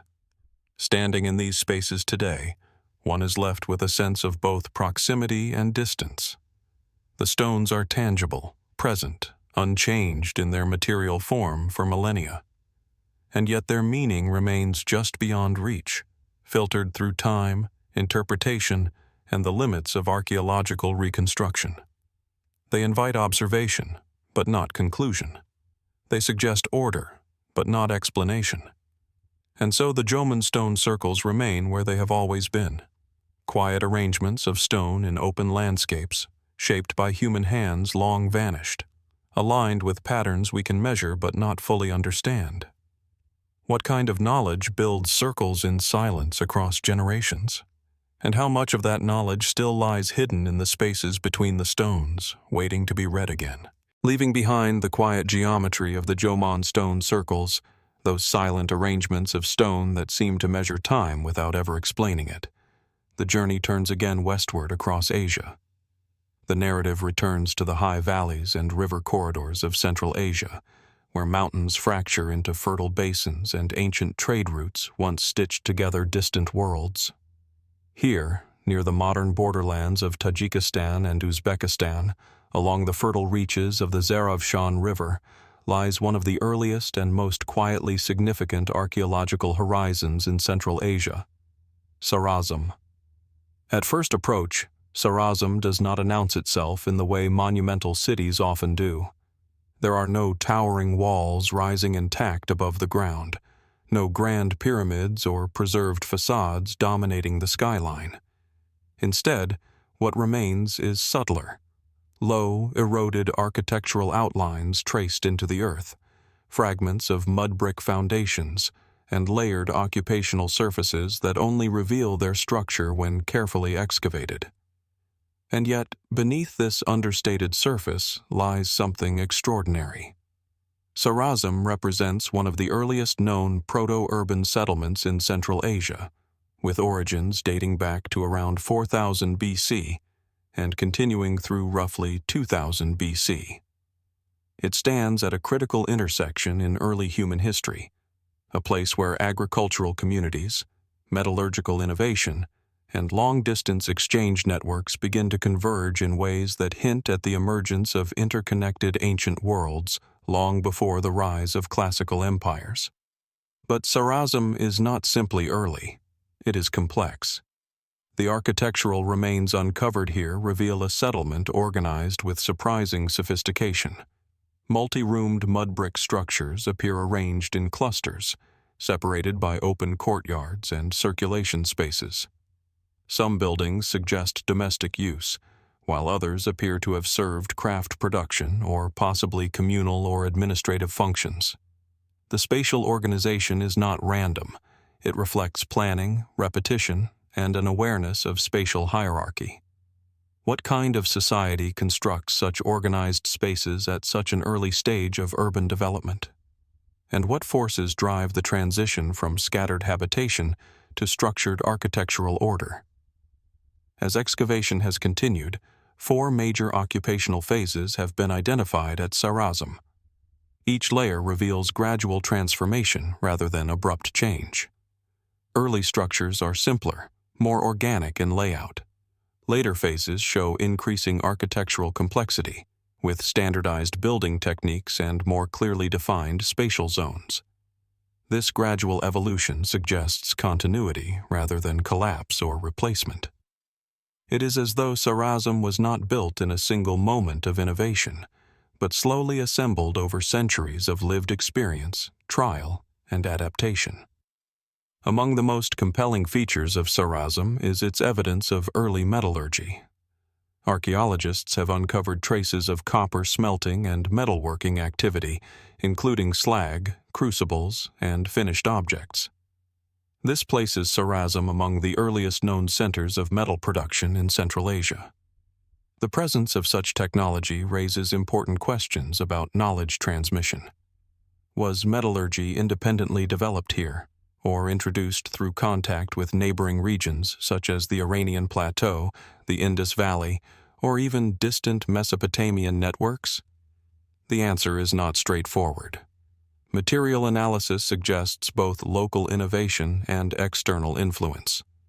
Certain metal compositions and techniques show affinities with broader Near Eastern traditions, while others appear regionally distinctive.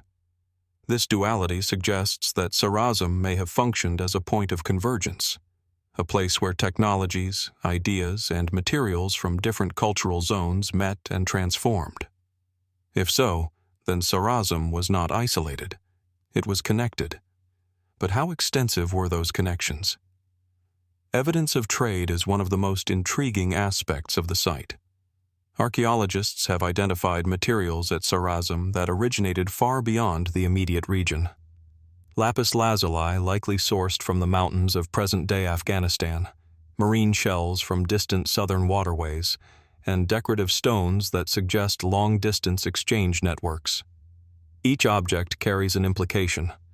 Someone carried it here, through mountains, valleys, and deserts. Across cultural boundaries we can only partially reconstruct. What kind of social or economic systems made such movement possible in the 4th millennium BC? Were these exchanges direct, involving long-distance journeys by individuals or groups? Or were they part of a relay system, where goods passed through multiple hands across interconnected communities? And more importantly, what ideas traveled alongside these materials? Sarazm's architecture hints at emerging social differentiation. Some structures are larger and more elaborately constructed than others. Certain areas show evidence of specialized craft activity, including metallurgy, bead production, and pottery manufacture. This suggests that labor was becoming increasingly organized, possibly stratified. Yet there is no clear evidence of palatial architecture or centralized monumental authority. Unlike later urban centers, Sarazm does not present a single dominant structure that clearly represents political power. Instead, authority may have been distributed, negotiated among households, craft groups, or emerging elite networks. This ambiguity opens a deeper question. What does early complexity look like before formal states fully emerge? Is Sarazm an early city in the conventional sense, or something more fluid, a transitional form between village life and urban civilization? Burial practices add another layer of intrigue. Nearby cemeteries associated with the site reveal individuals interred with grave goods, ceramics, ornaments, and tools. Some burials suggest variation in status or social role. The inclusion of imported materials in certain graves hints at distinctions in access to external networks or craft specialization. But even here, the pattern is not fully clear. There is no rigid, uniform system of elite burial comparable to later civilizations. Instead, there is variation, subtle differences that suggest a society in transition, where hierarchy is forming but not yet fully defined. This raises a compelling possibility. Sarazm may represent a stage of social organization before rigid state structures emerged, when communities were experimenting with forms of cooperation, identity, and exchange that would later evolve into more formalized systems. Yet even this interpretation leaves unanswered questions. Why was Sarazm ultimately abandoned around 2000 BC? The reasons are not fully understood. Environmental change, shifting river patterns, and regional transformation in trade networks are all considered possible factors. The Zeravshan River, which sustained the settlement, may have altered its course or become less reliable, forcing gradual relocation of populations. Alternatively, broader regional dynamics, changes in long-distance trade routes, or the rise of competing centers may have reduced Sarazm's importance. But there is no singular, definitive explanation. Instead, there is a fading, a slow withdrawal of occupation, a thinning of presence, until the settlement becomes silence. What remains today are the architectural traces, mud brick foundations softened by time, outlines of rooms once filled with movement and craft, fragments of objects that once circulated through hands and households. The physical structures are fragile, yet they carry within them the memory of complexity long before the rise of later empires. Standing among the remains, it becomes difficult to distinguish between settlement and system, between architecture and network. Sarazm seems less like a single city and more like a node in a wider, still partially invisible web of early human interaction stretching across Central and South Asia. Was Sarazm an early experiment in urban life that never fully consolidated into a state? Or was it part of a broader, now fragmented horizon of interconnected communities whose full extent we have yet to map? Some speculative interpretations suggest that sites like Sarazm may represent early interaction zones, where technological and cultural exchange occurred at a scale far greater than traditionally assumed for this period. In this view, Sarazm is not an isolated developmental stage, but part of a dynamic prehistoric world of movement and communication. Others suggest more cautious readings, emphasizing independent development shaped primarily by local environmental conditions. Yet even within this framework, the evidence of long-distance materials and shared technological traits complicates any strictly localized interpretation. And so Sarazm remains suspended between models, between independence and connectivity, between simplicity and complexity, between village and city. As the wind moves across the low ruins today, there is little to mark their significance from a distance. Only the trained eye, or the patient excavation, reveals the hidden architecture beneath the soil. And yet, within those faint outlines lies evidence of a world in formation, a world experimenting with settlement, technology, and exchange long before the rise of the civilizations that would later dominate historical memory. And so the questions remain, quietly embedded in the earth. How many other Sarasms once existed, now lost beneath time and sediment? How far did their networks extend? And what other early experiments in complexity have yet to be discovered, waiting beneath landscapes we have not yet fully learned to read? Leaving behind the quiet traces of Sarasm, where mud-brick outlines still whisper of early networks, trade routes, and the fragile emergence of complexity, the journey turns once again toward the high Andes of South America. From the river valleys of Central Asia, the narrative crosses oceans, deserts, and mountain ranges until the air itself begins to thin, and the horizon rises into cold, monumental silence. Here, on the Altiplano near Lake Titicaca, at an altitude where clouds drift beneath the peaks rather than above them, lies one of the most enigmatic ceremonial centers of the ancient Andes, Tiwanaku. And within it, one structure stands apart in both scale and mystery: the Acapana Pyramid. At first glance, Acapana does not resemble the smooth geometric pyramids of Mesoamerica or Egypt. Instead, it appears as a massive terraced earthwork rising from the plateau, its stepped form eroded by centuries of wind, rain, and abandonment. Stone retaining walls once carefully fitted now lie partially collapsed, exposing layers of fill material, drainage channels, and internal architecture that suggest far more complexity than its weathered exterior first reveals. From a distance, it resembles a natural hill. But upon closer inspection, it becomes clear. This is not a hill. It is constructed, deliberately, precisely. Acapana rises roughly 18 meters above the surrounding plain, with a base spanning more than 200 meters. Its stepped terraces once formed a near-perfect geometric platform, aligned with cardinal directions and integrated into the broader urban layout of Tiwanaku. Water channels once ran through its interior, engineered with remarkable precision, guiding flow through a network of stone-lined conduits and basins. And yet, even with this knowledge, the structure resists easy interpretation. Tiwanaku itself flourished roughly between 300 AD and 1000 AD, becoming one of the most influential pre-Inca civilizations in the Andes.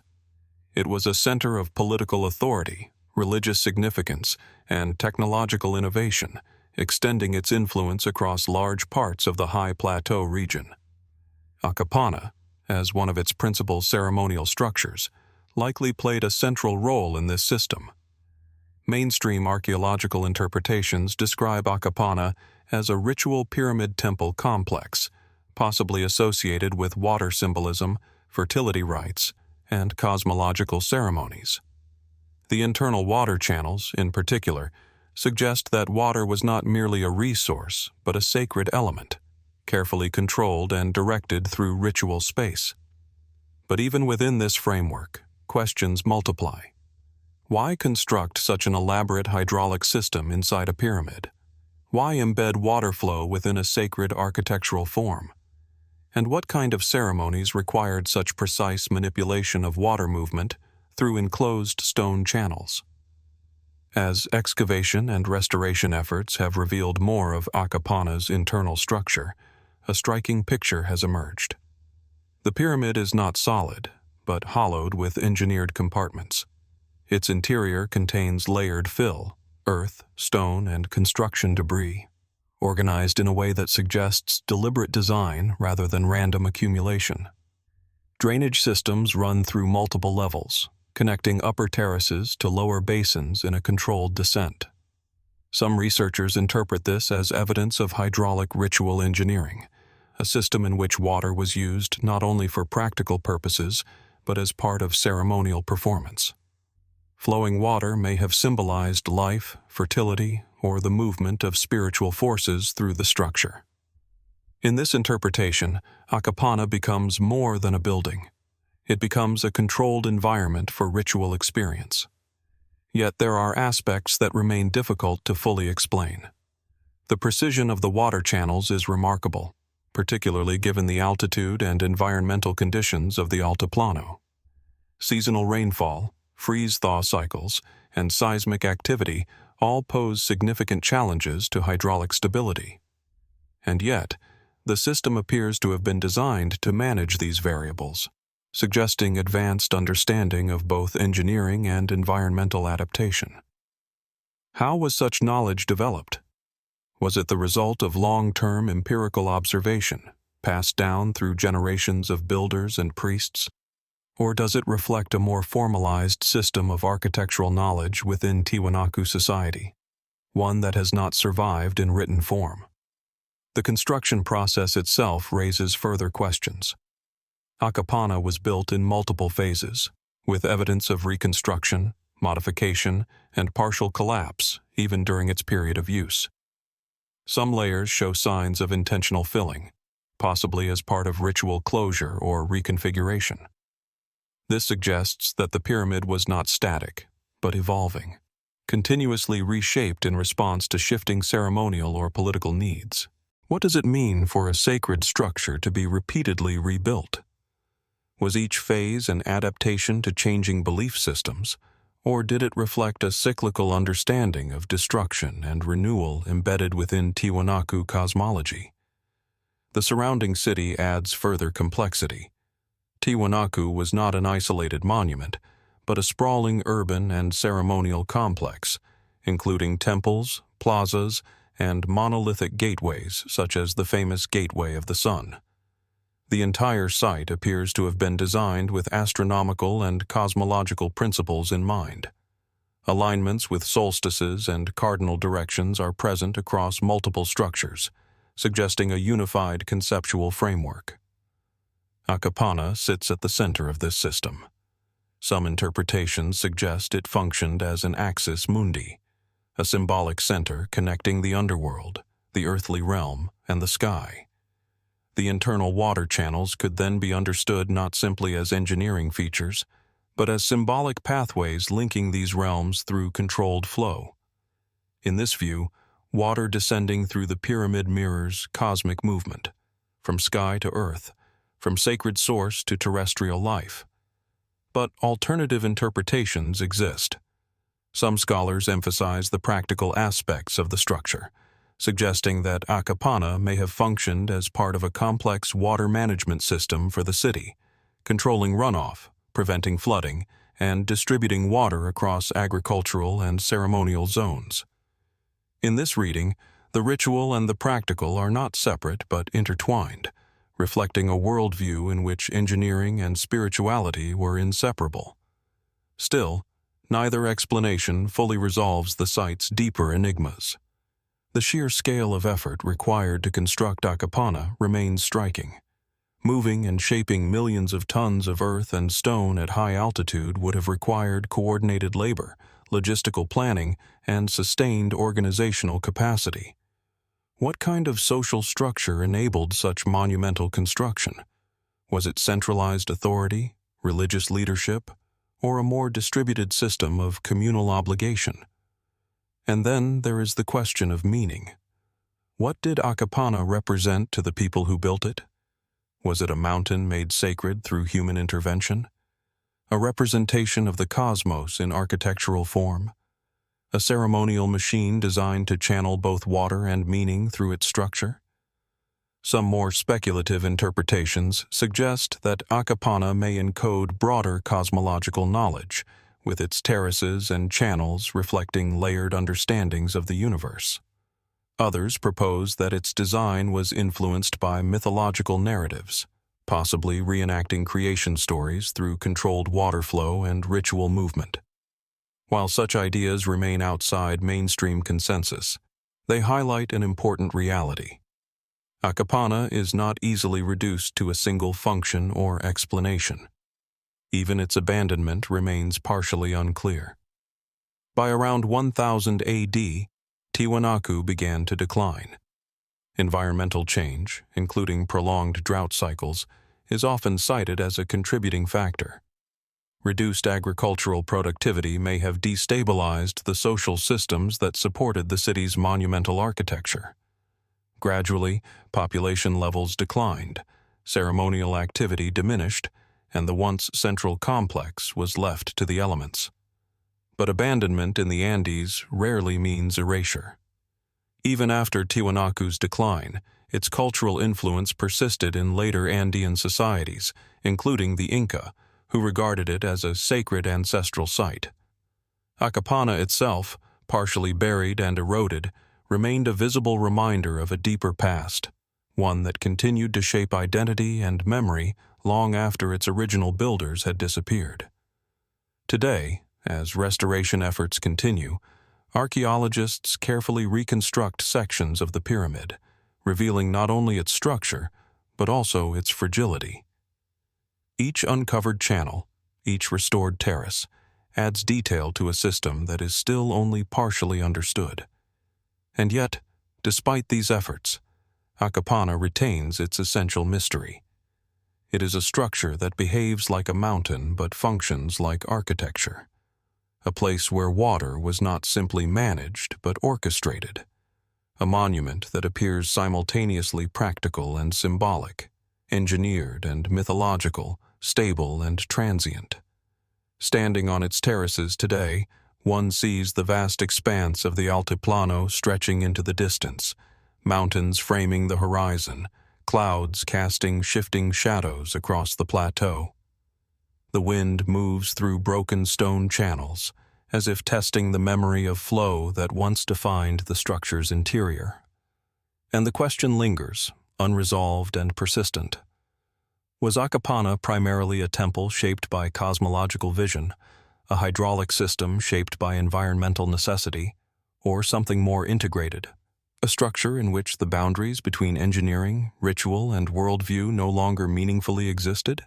What remains hidden within its layered earth, still waiting beneath centuries of sediment and interpretation? Emerging from the high-altitude mystery of the Acapana Pyramid, with its engineered terraces and flowing water channels that speak of both ritual and ingenuity, our journey turns north and west to a landscape of rugged peaks and volcanic remnants. Here, in the misted heights of the Lesser Caucasus, stands a fortress that has weathered centuries, yet remains largely enigmatic. Abuli Fortress. From a distance, Abuli appears as a natural extension of the mountain itself. Its massive stone walls, partially collapsed and softened by time, cling to the rocky summit like a stubborn echo of human ambition. The fortress is perched atop a volcanic cone, its jagged slopes forming natural defenses that would have been difficult, if not impossible, for attackers to scale. Even now, approaching the site demands careful navigation through uneven terrain, steep cliffs, and narrow ridges, giving a visceral sense of isolation and strategic advantage. The initial impression is one of both awe and perplexity. The fortress seems to have been crafted to merge with the natural topography, as if the builders were not merely constructing defenses, but negotiating with the landscape itself. Every stone, every wall, every terrace aligns with the contours of the volcanic slopes, suggesting a deliberate interplay between human design and geological form. Abuli Fortress dates to the 1st millennium BC, though exact chronology remains contested. Radiocarbon dating and pottery analysis suggest multiple phases of occupation, with the earliest layers possibly reaching back to 800 to 700 BC. Yet much of the site remains underexplored, leaving considerable uncertainty about the sequence of construction, occupation, and eventual abandonment. What was Abuli Fortress's purpose? On the surface, it appears defensive, a high citadel commanding a view over surrounding valleys and trade routes. Its walls, constructed from large, roughly hewn basalt blocks, demonstrate an understanding of weight, balance, and longevity. Yet there are no records of major battles at this site, and its location, remote even by ancient standards, raises questions about whether military strategy alone can account for its existence. Inside the fortress, terraces and platform structures suggest areas that could have served domestic or ritual functions. Excavations have uncovered stone foundations that hint at buildings once roofed with wood or thatch, though organic materials have long since vanished. The arrangement of these terraces suggests an intentional spatial hierarchy. Some platforms are larger and more prominent, potentially indicating communal or elite usage, while smaller terraces may have accommodated domestic life or smaller craft activities. This architectural complexity hints at a society with social stratification and organized labor, yet it remains unclear whether Abuli was primarily a military stronghold, a ceremonial center, or a combination of both. The fortress may have functioned as a hub for regional power, controlling access to trade routes and mineral resources. Alternatively, its placement atop a volcanic peak suggests symbolic or ritual significance, an elevated site where the heavens meet the earth, where visibility and isolation confer spiritual or political authority. Some researchers propose that Abuli was part of a broader network of highland fortresses and settlements across the Lesser Caucasus, linked by both trade and cultural exchange. Its stone architecture demonstrates similarities to neighboring sites, yet it also contains unique elements: terrace designs, wall construction techniques, and spatial organization that defy easy classification. Were these features adaptations to local geography, or evidence of a distinct cultural identity asserting itself amidst a mosaic of regional influences? One of the most intriguing aspects of Abuli Fortress is the apparent mastery of stonework. The basalt blocks used in the walls are irregular, yet fitted together with precision, demonstrating an understanding of weight distribution and seismic stability. Unlike later civilizations that relied on mortar, the builders of Abuli appear to have relied solely on the geometry of placement and the careful balancing of stones. How was such expertise transmitted? Did it emerge locally, or was it part of a broader tradition of megalithic construction stretching across the ancient Near East and Central Asia? Adding to the mystery, there is evidence that the fortress may have contained storage facilities for grains or other essential supplies. Certain terrace structures, with drainage channels and compacted floors, suggest that the builders were not only concerned with defense, but also with sustaining life at altitude. How many people could have lived here at once? What social structures ensured the coordination of labor, resource management, and daily survival in such a challenging environment? Abuli also raises questions about ritual and symbolic activity. Some terraces and platforms appear intentionally isolated, accessible only via narrow passageways, suggesting controlled access.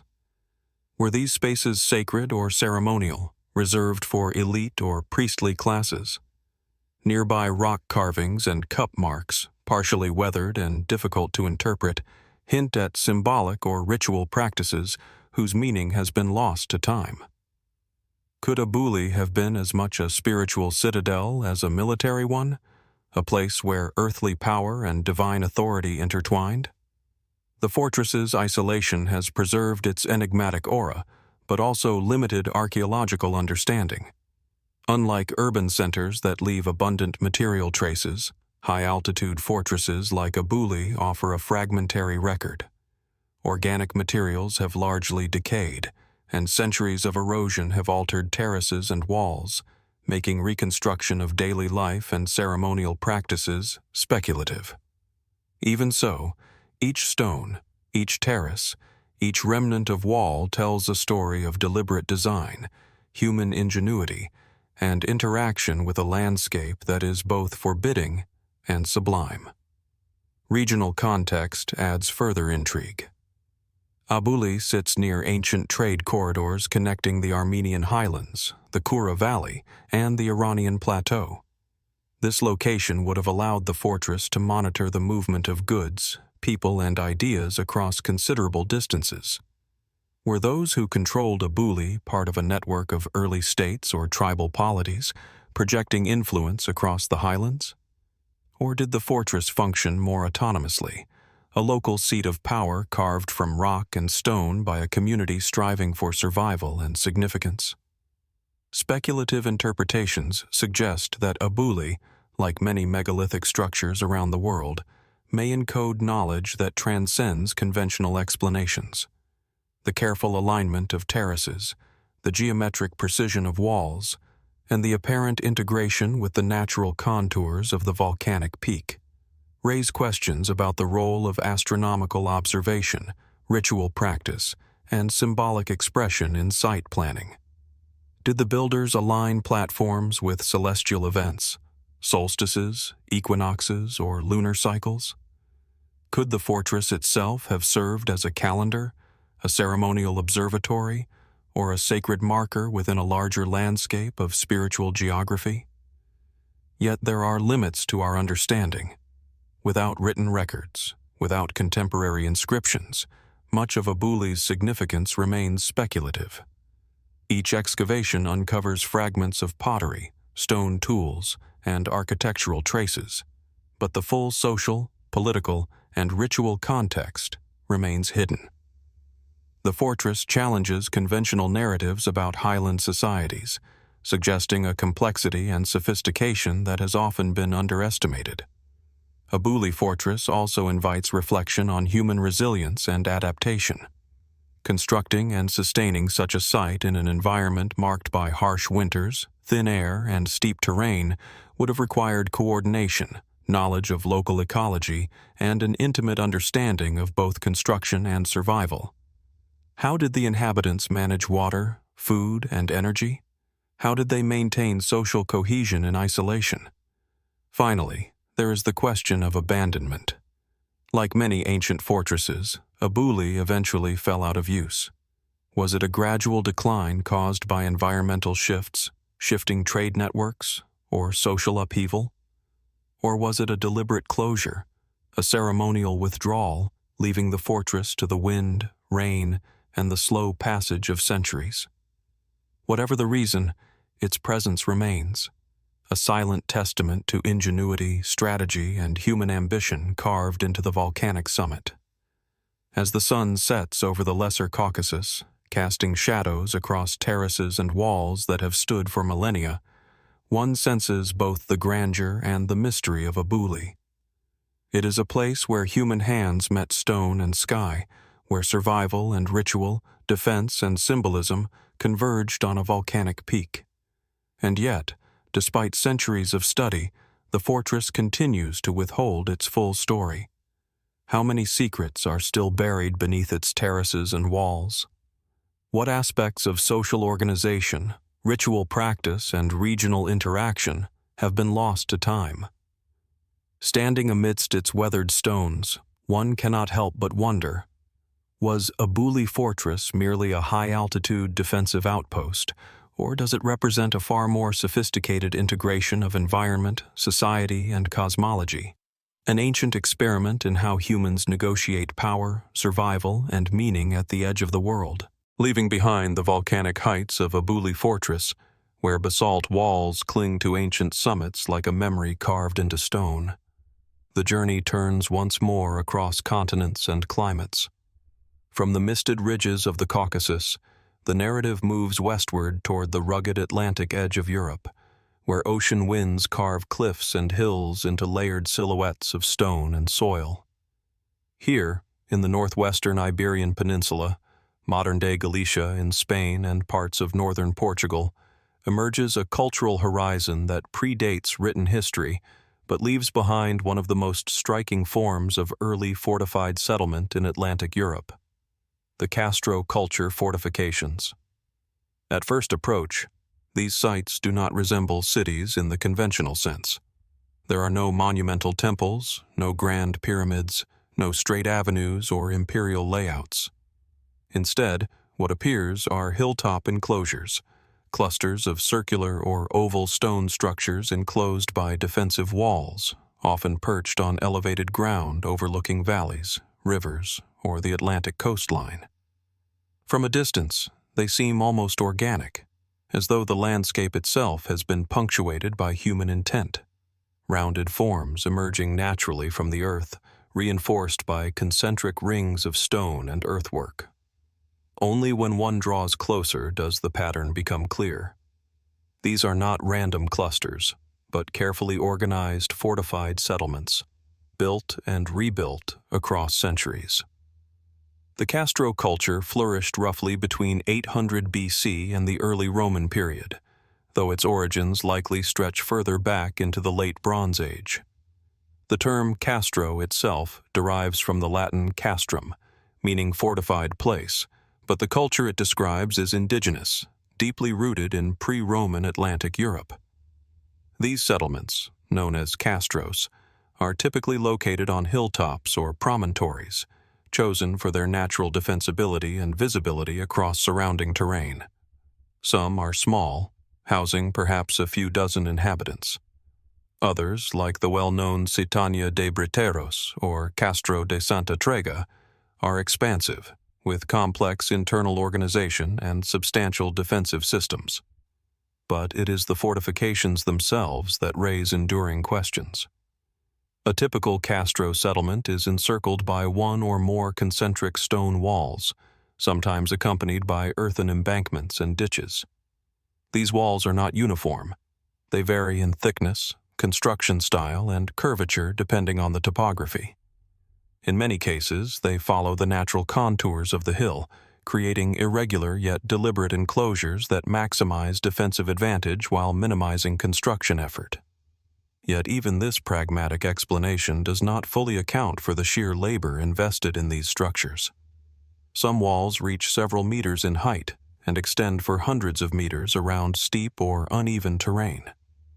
The stones used are often unworked or minimally shaped, yet carefully fitted into stable configurations. How were such structures constructed without mortar, in environments that demanded both precision and endurance? And what kind of social organization was necessary to coordinate such sustained communal effort? Within the walls, the settlements reveal another layer of complexity. Circular and oval stone houses dominate the internal layout. Unlike later Roman-influenced architecture, these structures do not follow rectangular grids. Instead, they cluster organically, often grouped into family compounds or small domestic units. Streets, where they exist, are narrow and winding, adapting to the contours of the settlement rather than imposing geometric order upon it. This architectural pattern suggests a social structure that was communal but not highly centralized. Households appear to have maintained a degree of autonomy, yet participated in collective defense and shared infrastructure. Storage facilities, hearths, and workshops indicate a mixed economy based on agriculture, livestock, metallurgy, and localized trade. But the fortifications remain the most visually dominant and conceptually intriguing element. Why build such extensive defensive systems? Mainstream archaeological interpretation suggests that Castro fortifications were primarily responses to regional instability. During the Late Bronze Age and Iron Age, the Iberian Northwest was not a unified political entity, but a mosaic of tribal groups and communities. Competition for land, resources, and strategic positions likely created a landscape where defense became a necessity rather than an option. Yet the scale and persistence of these fortifications suggest something more than occasional conflict. Many castros were continuously occupied and expanded over centuries. Walls were rebuilt, thickened, and extended. Some settlements contain multiple layers of fortification, indicating long-term investment in defensive architecture, even during periods when large-scale warfare is not clearly evidenced in the archaeological record. This raises a deeper question. Were these walls purely military in function, or did they also serve social and symbolic roles? In many ancient societies, fortifications are not only barriers against external threats, but also expressions of identity. They define boundaries, between inside and outside, between community and outsider, between order and uncertainty. In the Castro world, The act of encircling a settlement may have been as much about defining social cohesion as about repelling enemies. Some researchers propose that the walls of castros functioned as markers of collective identity, reinforcing the sense of belonging among inhabitants. To live within the walls was to be part of a defined social unit, a community that shared labor, resources, and protection. But even this interpretation does not exhaust the possibilities. The placement of many castros on elevated terrain introduces another dimension: visibility. From these hilltops, settlements command sweeping views of valleys, rivers, and coastal approaches. This strategic advantage is obvious, but it also creates a visual presence in the landscape. The walls themselves become signals, visible statements of occupation, control, and permanence. What did it mean, in the Iron Age Atlantic world, to mark a hill with stone walls visible for miles? Was it simply practical defense, or also a declaration of presence, an assertion that a landscape was inhabited, organized, and claimed? Archaeological evidence suggests that castro culture societies were not isolated. Material finds indicate networks of exchange extending along the Atlantic facade of Europe. Objects such as pottery styles, metalwork techniques, and decorative motifs show similarities across wide regions, suggesting communication between communities separated by significant distances. How were these networks maintained? Coastal navigation, river systems, and overland routes likely all played a role. The Atlantic, often imagined as a boundary, may instead have functioned as a corridor of movement and exchange. Within this context, castros may have been nodes in a broader cultural landscape, interconnected settlements sharing technologies, ideas, and perhaps even ritual practices. Yet despite these connections, each castro retains distinct local characteristics. Some emphasize defensive complexity with multiple walls and ditches. Others prioritize domestic organization, with dense clusters of housing. Still others appear more ceremonial in layout, with open spaces that may have served communal gatherings or ritual activity. This diversity complicates any attempt to define the castro culture as a single uniform system. Instead, it suggests a flexible and adaptive tradition, shaped by local geography, resources, and social dynamics. One of the most intriguing aspects of castro fortifications is their relationship with later Roman expansion. When Roman forces entered the Iberian Northwest in the 1st century BC, they encountered these fortified settlements as established, functioning communities. Historical accounts and archaeological evidence suggest periods of conflict, negotiation, and eventual integration. Some castros were abandoned, others transformed into Romanized settlements, while a few continued to be occupied into the early Roman imperial period. Yet, even under Roman influence, the fundamental form of the castro, the circular houses, the hilltop enclosures, the stone walls, did not disappear immediately. Instead, it persisted, sometimes adapting Roman materials and techniques while retaining its core spatial logic. This continuity raises further questions about cultural resilience. What aspects of castro identity were so deeply embedded that they survived imperial transformation? Was it purely architectural habit? Or did the spatial organization of castros reflect a worldview that persisted even under external political change?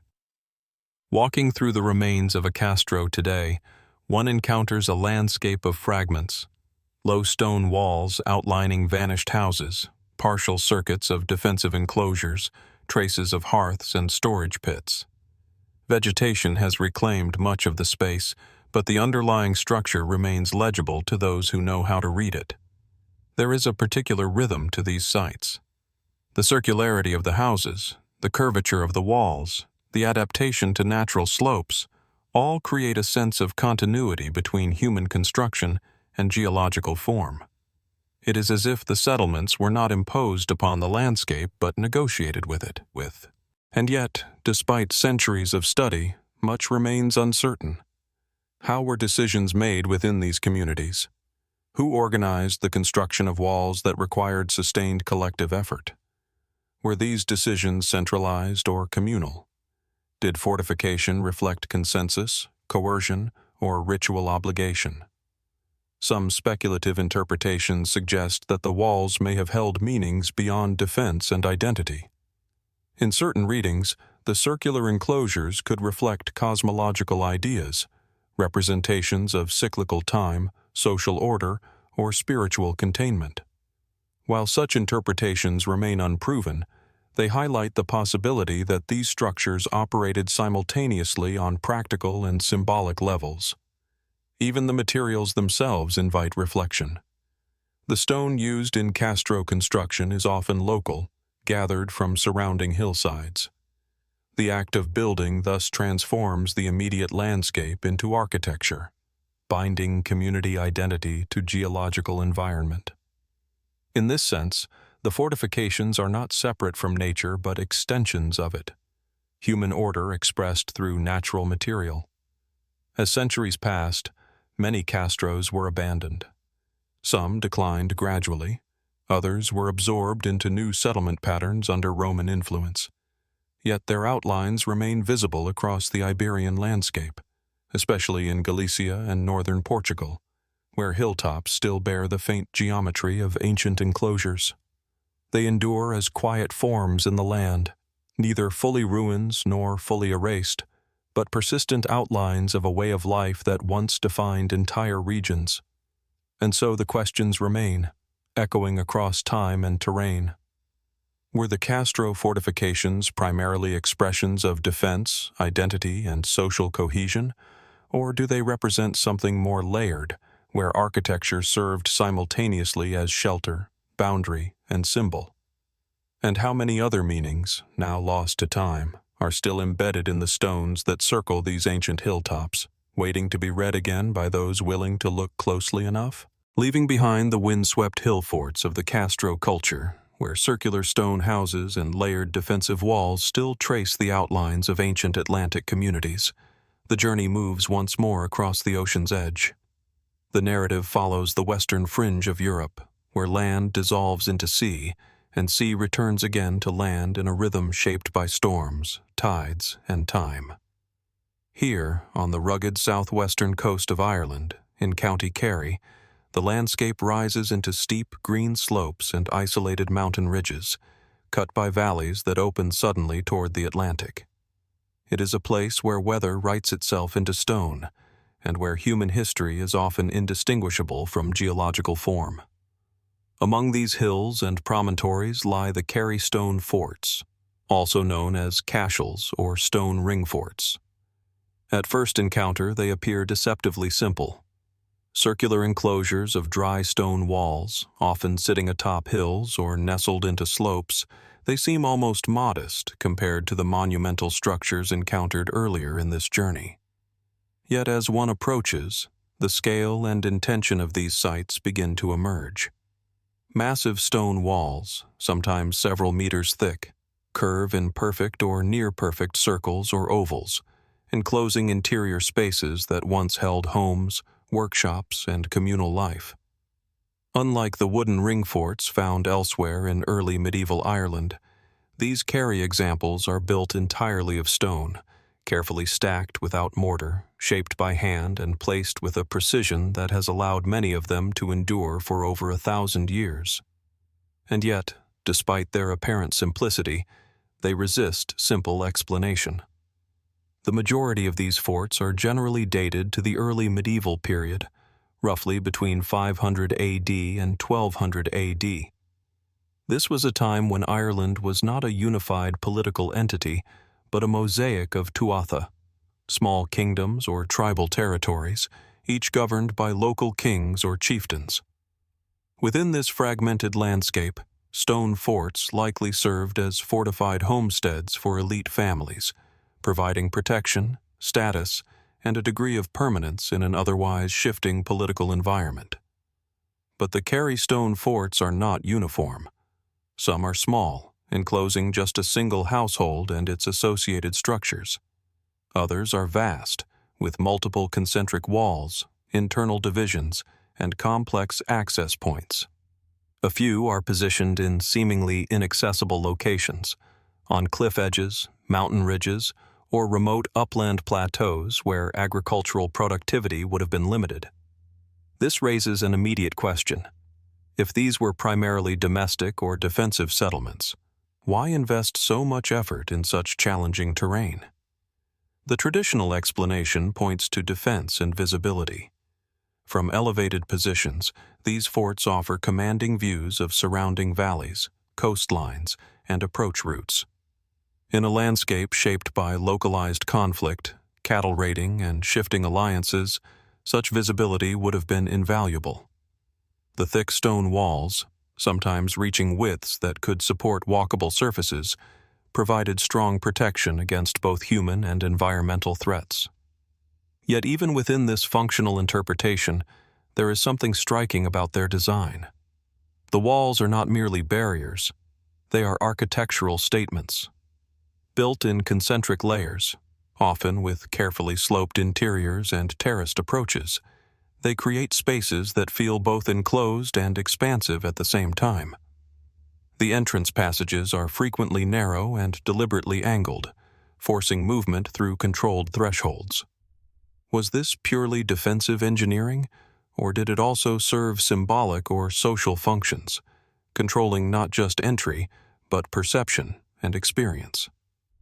Inside many of these forts, archaeologists have found traces of stone-built dwellings, hearths, storage spaces, and agricultural features. The layout suggests a self-contained unit of life, spaces for living, working, storing, and gathering. In some cases, multiple generations may have occupied the same enclosure, reinforcing continuity of lineage and land ownership. But there is another layer to consider. Many carry stone forts are built in locations that seem to defy purely practical logic. Some sit on steep inclines where access to water or arable land is limited. Others are positioned in visually dramatic but agriculturally marginal areas. This pattern has led some researchers to suggest that visibility, symbolism, and territorial display may have been as important as practicality.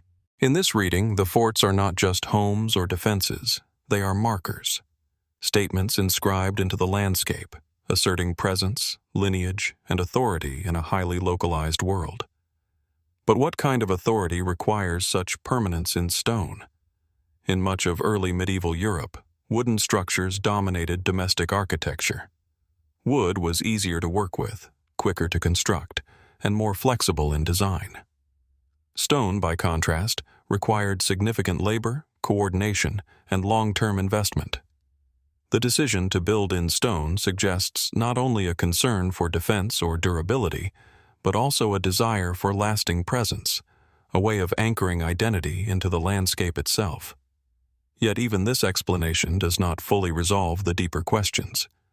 Why does the architectural form of these forts remain so consistent across centuries and regions? The circular or oval shape appears again and again, regardless of topography or local variation. Is this purely a structural solution, efficient, stable, and adaptable, or does it reflect a deeper cultural or symbolic geometry? Circular enclosures are not unique to Ireland or the Atlantic world. As seen earlier in this journey, from the Castro forts of Iberia to other ancient stone-built landscapes, circularity often appears in early fortifications and settlements. It is a form that encloses without hierarchy, that contains space without privileging direction. It may reflect a social organization based on communal balance rather than linear authority.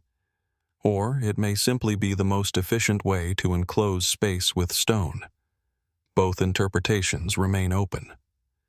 Another intriguing feature of some Kerry forts is the presence of souterrains, underground passageways and chambers carved beneath the interior of the enclosure. These subterranean spaces, often narrow and twisting, were likely used for storage, refuge, or concealment. Their construction adds another dimension to the fort's complexity. Life above ground organized in circular stone architecture, and hidden spaces beneath it, carved into earth and rock. What prompted the need for such hidden architecture? Was it purely defensive, a response to raids and instability? Or did these underground chambers carry additional meanings, ritual, symbolic, or social, that are no longer accessible through archaeology alone? The relationship between the forts and their surrounding environment is also notable. Many are situated within sight of one another, forming loose networks across the landscape. From certain vantage points, one can trace lines of visibility between hilltop enclosures, suggesting a connected system of settlements. Was this intentional coordination, allowing communication and mutual defense? Or is it a byproduct of shared environmental preferences, where the same strategic locations naturally attract settlement over time? Either way, the result is a landscape that feels subtly organized, as though each fort is part of a larger, partially invisible system. Over time, many of these structures were abandoned or repurposed. The shifting political landscape of medieval Ireland, along with changes in agricultural practices and social organization, gradually reduced their importance. Some forts were incorporated into later farmsteads, their walls reused as enclosures for livestock. Others were left untouched, slowly merging with the surrounding hills. Yet even in abandonment, they remain visually dominant. A stone ring on a green hillside is not easily erased. It persists as form, even when function is gone. This persistence raises a broader question about memory in the landscape. What does it mean for a structure to outlive its original purpose by centuries, even millennia? Do these forts still mean something, or are they simply remnants interpreted anew by each generation that encounters them?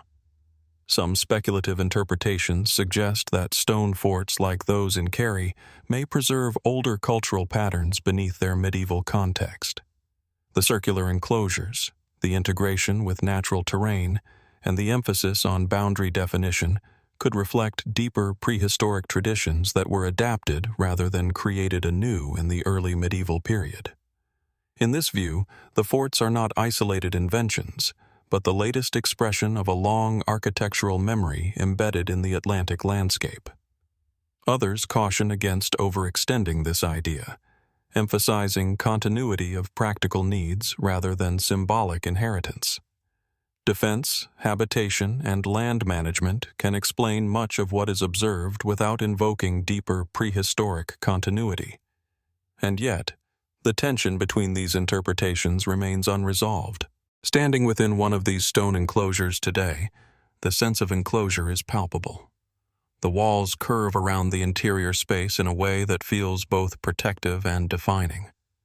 The sound of wind moves differently here, shaped by stone. Light shifts across surfaces that have not changed in centuries, even as the world beyond them has transformed entirely. There is a quiet ambiguity in these places. They are clearly human-made, yet deeply integrated into the natural environment. They are functional, yet expressive. Defensive, yet domestic. Ancient, yet still legible. And so the Kerry stone forts remain suspended between explanations. Were they simply the practical homes of early medieval communities, shaped by necessity and local conflict? Or do they preserve something more layered, a way of organizing space, identity, and belonging that is no longer fully recoverable, but still faintly visible in stone? As the wind moves across the hills of Kerry, passing through circular walls that have stood for over a millennium, the question lingers in the landscape itself. How much of what we see here is architecture, and how much is memory, still embedded in stone, waiting to be understood again?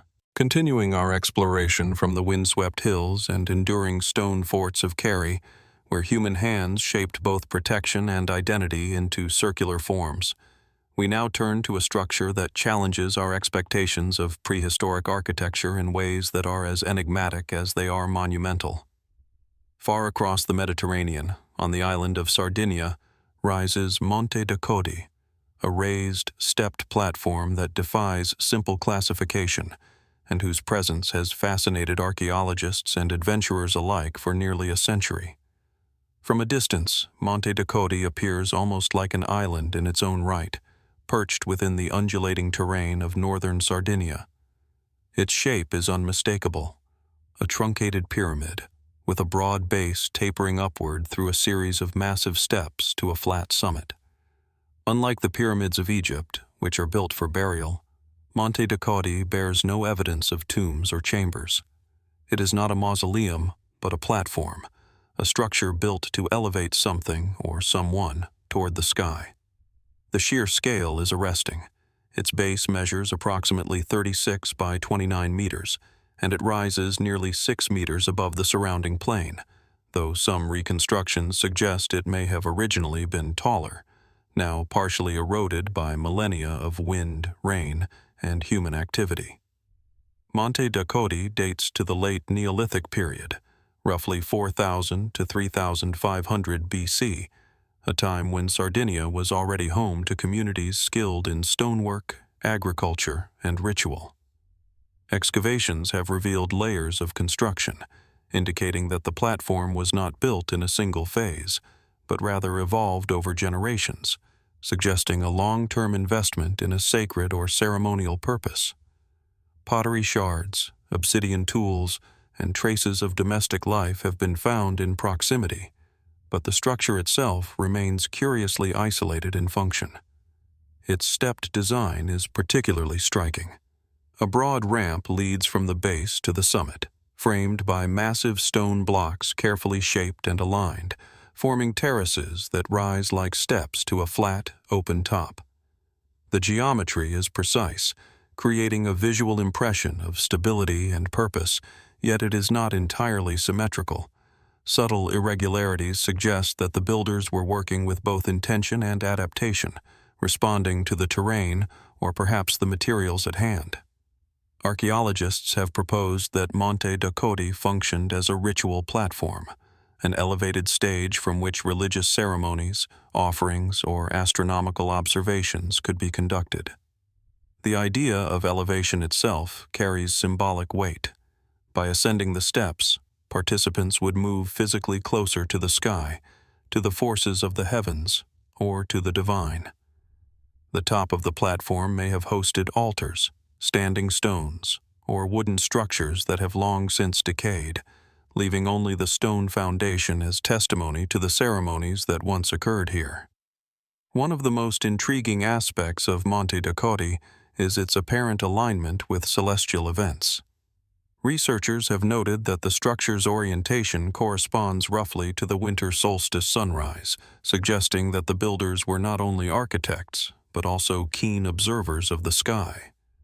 Could this have been an early form of astronomical calendar, a means of marking the passage of seasons crucial for agriculture, or a deeper ritual alignment with cosmic cycles? The evidence is tantalizing but incomplete, leaving open more questions than answers. The platform's very form also invites speculation. Stepped structures are found in other ancient civilizations, the ziggurats of Mesopotamia, for instance, but the connections, if any, are purely architectural rather than cultural. Monte Ducote predates the Mesopotamian ziggurats by millennia, which raises questions about whether step-like sacred structures emerge independently as a natural expression of human religiosity and the desire to elevate ritual spaces, or if there were ancient threads of influence now lost to time. Further complexity emerges when considering the broader landscape of Sardinia. Monte Ducote is not an isolated monument. Within the surrounding region lie hundreds of prehistoric sites, circular huts, burial tombs, megalithic menhirs, and the enigmatic Domus de Janus, rock-cut chamber tombs shaped like houses. This network of settlements and ritual spaces hints at a sophisticated social and spiritual landscape, where Monte Ducote may have served as a focal point for communal gatherings, religious rites, or seasonal festivals. Yet despite its prominence, the platform remains solitary in form. No other structure on the island mirrors its scale or design.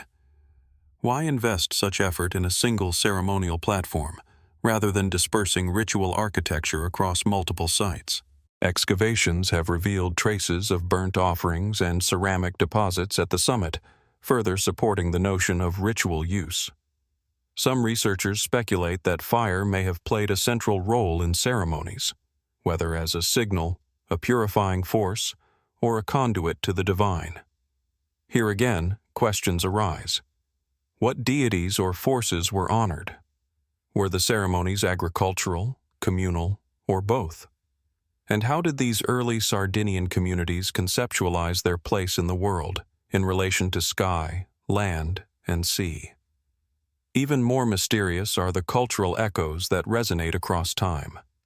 Some scholars have noted that Monte de Codi shares certain geometric principles with later neurologic structures on the island, complex towers and stone fortifications built thousands of years after the platform's construction. Could this suggest a continuity of architectural thought, a memory of sacred geometry preserved across generations? Or is this resemblance coincidental, a reflection of the same human impulses responding to local material and topographical constraints? The platform's stepped design also raises technical questions. The construction required precise stone shaping, knowledge of load distribution, and careful planning to create terraces that could support the weight of successive layers without collapse. For a Neolithic society, such feats indicate a high level of communal organization, specialized skills, and perhaps even a conceptual framework for architectural engineering that has no direct parallel in contemporary Sardinian settlements. Did this knowledge arise spontaneously within a small community, or was it part of a broader network of prehistoric architectural innovation extending across the Mediterranean? The evidence remains tantalizingly silent. As one approaches Monte de Codi today, the tactile quality of the stones becomes immediately apparent. Each block has been smoothed and fitted with deliberate care, though many surfaces bear the scars of time, erosion, lichen growth, and occasional human disturbance. Walking the ramp to the summit, the experience is both grounding and otherworldly. The ascent is measured, deliberate, almost ritualistic, inviting reflection on the intentions of those who first placed these stones in exacting arrangement. Beyond its immediate form, the platform's isolation amplifies its mystique. Unlike a settlement or tomb, which has functional explanations tied to daily life or death rituals, Monte de Codi resists straightforward categorization. It is a structure built for performance, observation, and elevation, yet what precisely was enacted here remains unknown. Did it host seasonal festivals, astronomical observations, or sacred rites connected to life, death, and renewal? Or did it serve as a stage for social hierarchy, where leaders asserted authority through visibility and ritualized presence? The comparison to other monumental stepped structures across the world is inevitable.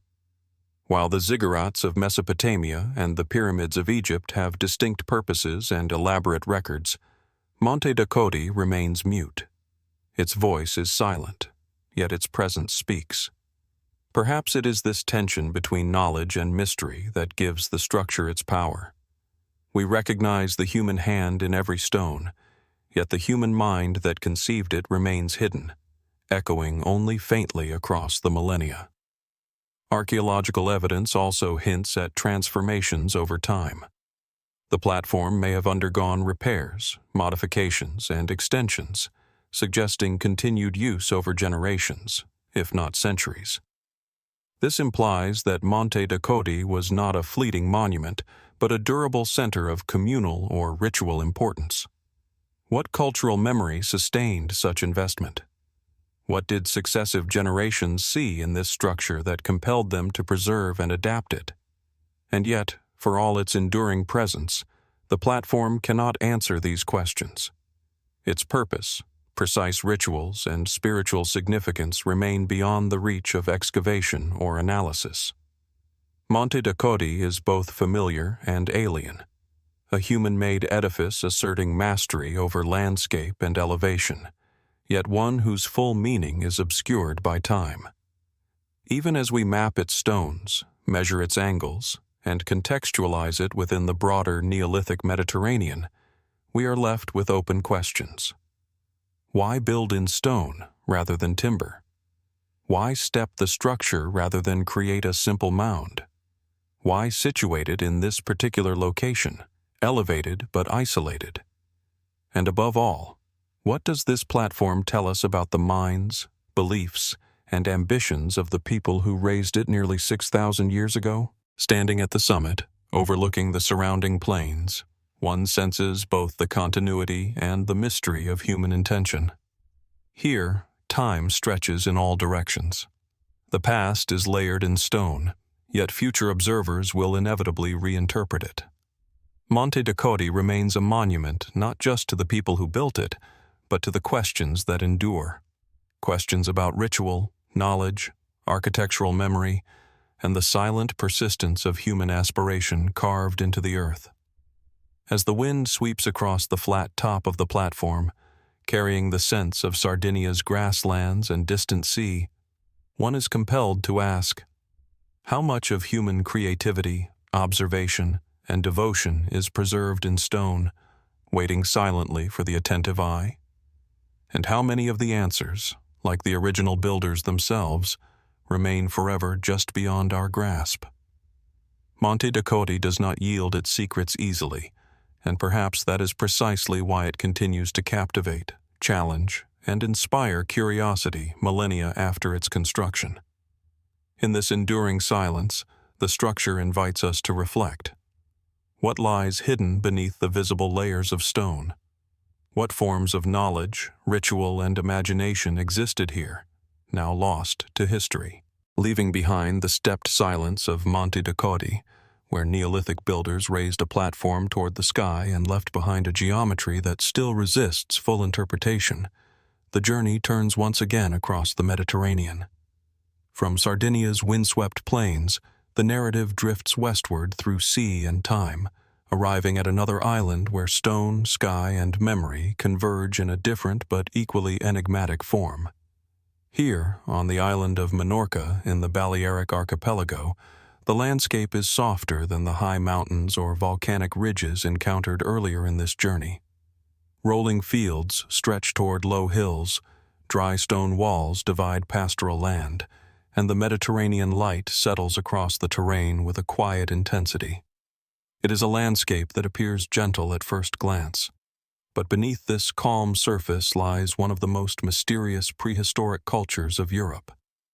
This is the world of the Talaiotic culture, and at its center stands one of its most enigmatic sites, Talati de Dalt. At first approach, Talati de Dalt does not overwhelm with scale. There are no towering pyramids or massive Cyclopean walls here. Instead, what emerges from the landscape is something more subtle, more restrained, but no less intriguing.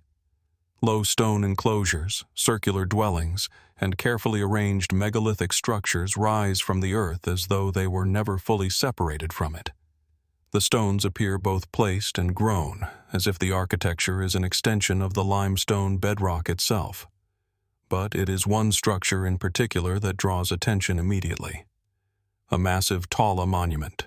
Two enormous slabs of stone, one vertical, one horizontal, form a T-shaped structure that stands silently within an enclosed courtyard. The vertical stone rises several meters into the air, while the horizontal slab rests carefully atop it, balanced with an engineering precision that feels almost improbable for its age. Around it, a semicircular enclosure of stones defines a sacred or communal space, creating a deliberate architectural focus that seems designed for gathering, observation, or ritual. The Talaiotic culture flourished in Minorca roughly between 1000 BC and 300 BC, spanning the Late Bronze Age and Iron Age. It was a society that left behind no written records, only stone. Towers known as talaiots, taula enclosures like the one at Talati de Dalt, and burial caves carved into rock form the primary material evidence of their existence. Through these remnants, archaeologists attempt to reconstruct a society that was both highly organized and deeply enigmatic. Talati de Dalt in particular, appears to have been a ceremonial center, though its exact function remains open to interpretation. The Tala enclosure is its most striking feature. Unlike ordinary domestic architecture, this structure seems to serve no obvious practical purpose. There are no indications of habitation within the central space, no evidence of storage, production, or daily domestic activity. Instead, everything within the enclosure appears oriented toward the central monolith. What was this space used for? Mainstream archaeological interpretations suggest that Tala enclosures functioned as ritual sites, possibly connected to astronomical observation or religious ceremonies. The orientation of some Talas suggests a possible alignment with celestial bodies, particularly the movement of the sun and certain stars. Could these structures have served as open-air sanctuaries, where communities gathered to mark seasonal transitions, agricultural cycles, or religious festivals? Yet even within this explanation, uncertainties remain. The engineering required to construct a Tala monument is not trivial. The vertical stone must be carefully shaped and positioned to support the weight of the horizontal slab, often without modern tools or mechanical assistance. The stability of these structures, many of which have survived for over 2 millennia despite exposure to wind and weather, suggests a sophisticated understanding of stone balance and structural tension. How did builders achieve such precision? Was it empirical knowledge passed down through generations of stonemasons, or did it involve ritualized practices where construction itself was part of a ceremonial process? Some researchers suggest that the act of raising the Tala may have been as significant as the finished structure, an event involving collective participation, symbolic meaning, and possibly ritual performance. Surrounding the Tala at Talati Dedalt, the architectural layout adds further complexity. Circular dwellings cluster in groups, their stone foundations still visible beneath centuries of sediment and vegetation. These structures suggest domestic life, families, storage, craft activity, but their arrangement is not random. They appear organized within spatial clusters, possibly reflecting kinship groups or social units. Narrow passages connect different areas of the settlement, creating a controlled flow of movement between domestic and communal spaces. Nearby, hypogea, rock-cut burial chambers, indicate a complex relationship with death and ancestry. These underground chambers, often accessed through narrow entrances carved into bedrock, were used for collective burials. The presence of such communal tombs suggests that memory and identity extended beyond individual lifetimes, embedded in shared ancestral spaces beneath the living settlement. This layering of life above ground and death below it creates a striking spatial duality. Was Talati Dedalt conceived as a place where the living and the dead coexisted in a continuous cycle of ritual and memory? Or does this simply reflect practical burial practices shaped by available geology? The more one examines the site, the more it resists singular interpretation. Talati Dedalt is also notable for its hydraulic features. Archaeological surveys have identified water management elements, including channels and drainage systems integrated into the settlement. On an island where seasonal rainfall can be unpredictable, controlling water flow would have been essential for survival. Yet the placement of these features near ceremonial structures raises questions about whether water held symbolic as well as practical significance. Could water have played a role in ritual practice at the Tala enclosure? Some researchers propose that water, light, and stone together may have formed a sensory environment during ceremonies, where reflections, shadows, and seasonal changes transformed the experience of the site. In this interpretation, Talati Dedalt becomes not just a static structure, but a dynamic space shaped by environmental interaction. And yet, even this sensory model does not fully explain the central mystery, the Tala itself. Across Menorca, Tala monuments are remarkably consistent in form. Despite variations in size and orientation, They all share the same basic T-shaped design. This repetition suggests a shared cultural or religious framework that persisted across the island for centuries. But why this form? Why a vertical stone supporting a horizontal slab? Why this precise geometry repeated across multiple sites? Some interpretations suggest symbolic meanings. The vertical stone as a connection between earth and sky, the horizontal slab as a boundary between worlds. Others propose more functional explanations, such as structural support for coverings or ritual objects that have since disappeared.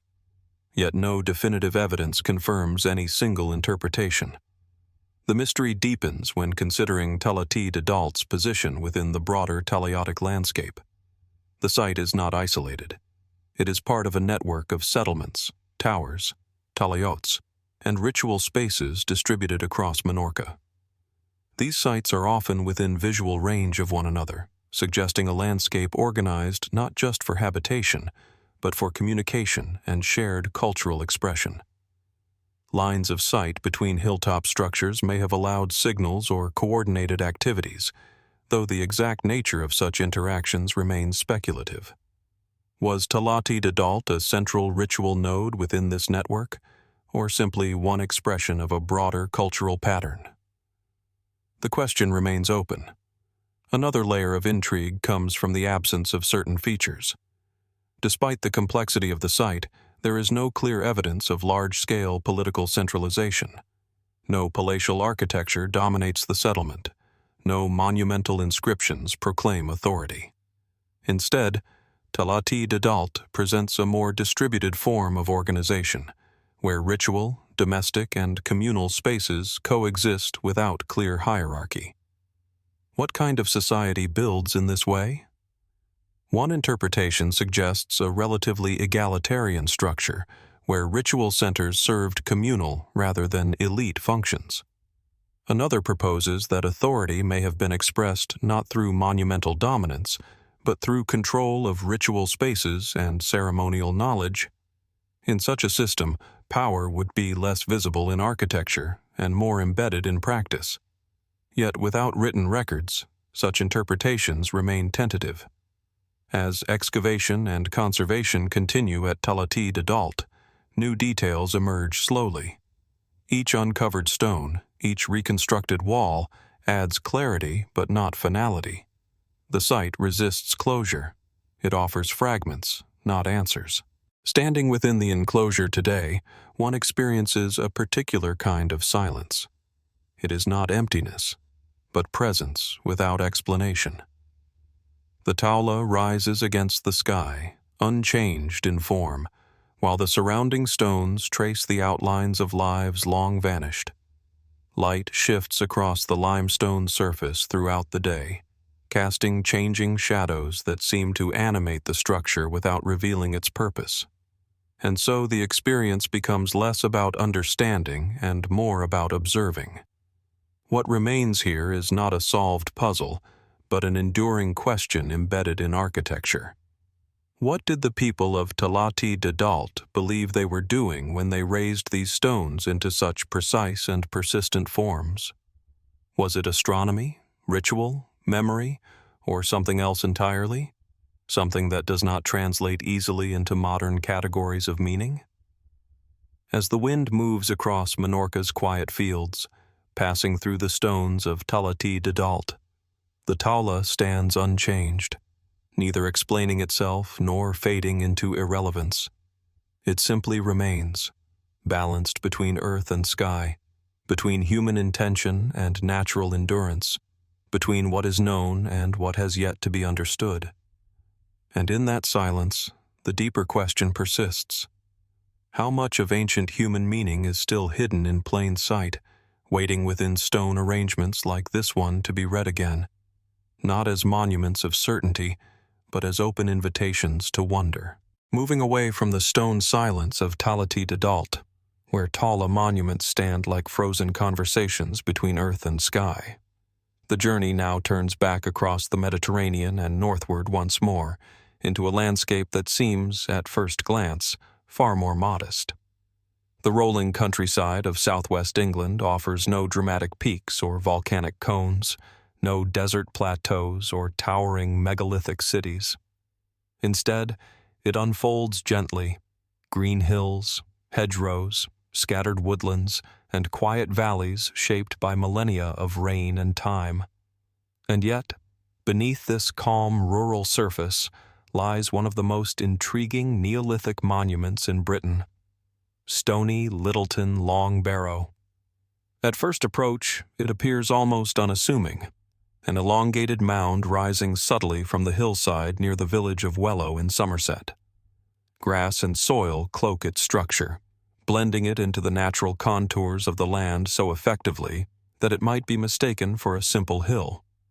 Only when one draws closer does its intentional form become clear. This is not a natural rise, but a constructed burial chamber, carefully shaped by human hands more than 5,000 years ago, around 3000 BC. The Long Barrow stretches across the slope like a low, sleeping presence. Its earthen mound, now softened by centuries of erosion and vegetation, once covered a carefully engineered stone structure beneath. What remains today is only the exposed entrance and internal passage, but even these fragments convey a sense of deliberate design that transcends its apparent simplicity. The entrance is framed by large stone slabs, forming a narrow threshold that leads into darkness. From this opening, a central passage extends inward, constructed from carefully placed limestone blocks. The corridor is low and enclosed, forcing visitors to stoop as they move deeper into the structure. The walls lean inward slightly, creating a sense of compression, as though the earth itself is closing in from all sides.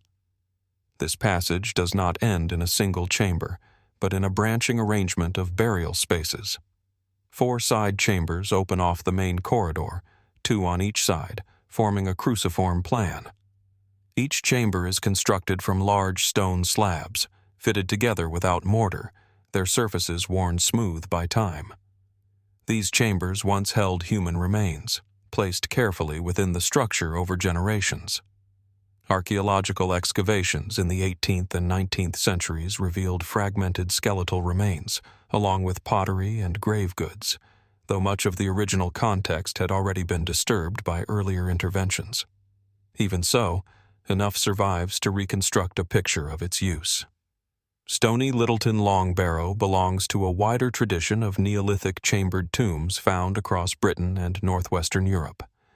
These structures were built by early farming communities who were transitioning from mobile lifestyles to more settled forms of existence.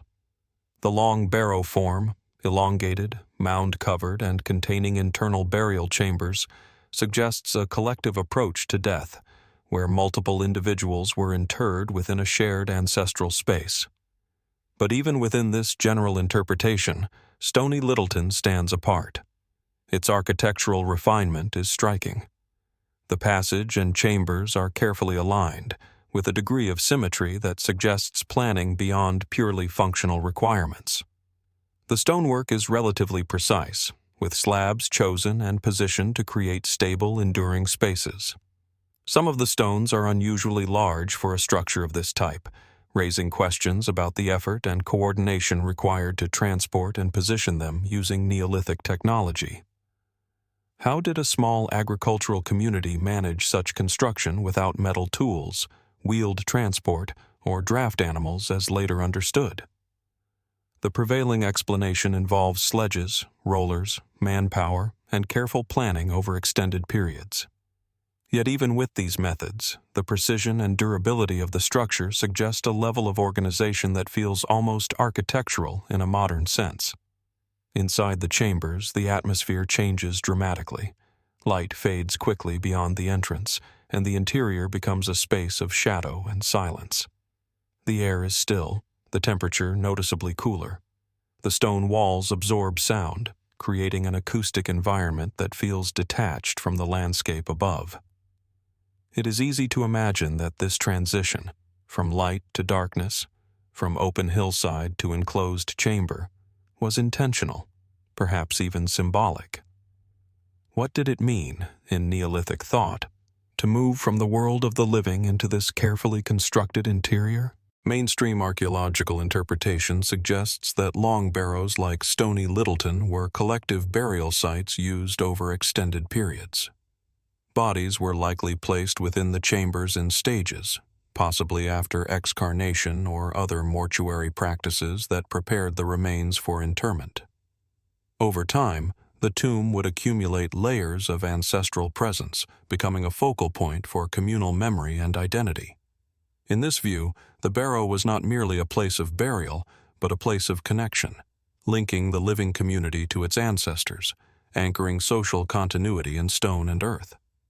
Yet even within this interpretation, many questions remain unresolved. Why choose a long, linear structure rather than a more compact form? Why construct internal chambers with such deliberate spatial separation? And why invest so much effort in creating a structure that would eventually be sealed beneath an earthen mound, hidden from view? The act of concealment is particularly intriguing. Once completed, Stony Littleton Long Barrow would have appeared as a smooth, grassy hill, indistinguishable from the surrounding landscape. The internal complexity of chambers and passages would have been entirely invisible. This raises a paradox. Immense effort was invested in constructing something that was never meant to be seen in its full architectural detail. Was visibility ever the point? Or was the experience of construction, ritual, and occasional entry into the tomb more important than the external appearance? Perhaps the mound itself represented closure, sealing not just the dead, but a relationship between the living community and its ancestral past. Some speculative interpretations suggest that long barrows like Stony Littleton may have functioned as more than burial sites. Their alignment, orientation, and internal geometry have led some researchers to explore astronomical or cosmological interpretations. Could the passageways have been aligned with seasonal light phenomena, marking transitions in the solar year? Could the structure itself have represented a symbolic model of the world, with chambers corresponding to different realms or stages of existence? While such ideas remain debated and unproven, they reflect an enduring challenge: the difficulty of interpreting symbolic systems that leave no written record. Another layer of mystery lies in the regional context. Stony Littleton is not an isolated monument. Across southern Britain, numerous long barrows and chambered tombs share similar architectural principles, suggesting a widespread cultural tradition during the Neolithic period. Yet each site also displays local variation, as though shared ideas were adapted to specific landscapes, materials, and community practices. What connected these dispersed communities? Was there a shared belief system, transmitted across generations and geography? Or did similar social conditions independently produce similar architectural solutions? The presence of such tombs across Europe hints at broader networks of Neolithic thought, but the exact nature of these connections remains unclear. Inside Stony Littleton, the experience of space is particularly striking. The passage is not straight but subtly curved, guiding movement inward in a way that feels almost deliberate in its psychological effect. The chambers open at intervals, creating moments of pause and transition. The geometry of the interior is not random. It shapes movement, attention, and perception. Even today, walking through the reconstructed passage evokes a sense of progression, not just through space, but through states of awareness. From daylight to darkness, from openness to enclosure, from surface to depth. Was this experiential quality intentional? Did Neolithic builders conceive of architecture not just as physical structure, but as guided experience? The question remains open. Over the centuries, Stony Littleton Long Barrow has undergone damage, excavation, and partial restoration. In the 18th century, antiquarian investigations exposed parts of the interior, revealing its chambers and passages to modern eyes for the first time in millennia. Later restoration efforts stabilized the structure, allowing visitors to once again enter the tomb, though not in its original condition. Despite these interventions, the essential form remains intact. What survives is not merely stone, but a carefully arranged spatial logic, a design that continues to communicate across vast temporal distance. And yet, communication without explanation is always incomplete. What did the people who built Stony Littleton believe they were doing? Were they constructing a resting place for the dead, a monument for the living, or a structure that operated on both physical and symbolic levels simultaneously? Even the concept of burial site may be too narrow to capture the full meaning of such a place. As one stands at the entrance, looking into the narrow passage that disappears into darkness, the questions begin to accumulate rather than resolve. The structure does not offer answers. It offers direction, into depth, into enclosure, into silence. And in that silence, another question emerges, one that lingers beyond archaeology. How much of Neolithic thought remains encoded in these buried architectures, still waiting beneath the soil not just to be discovered, but to be understood in ways we have not yet learned to ask?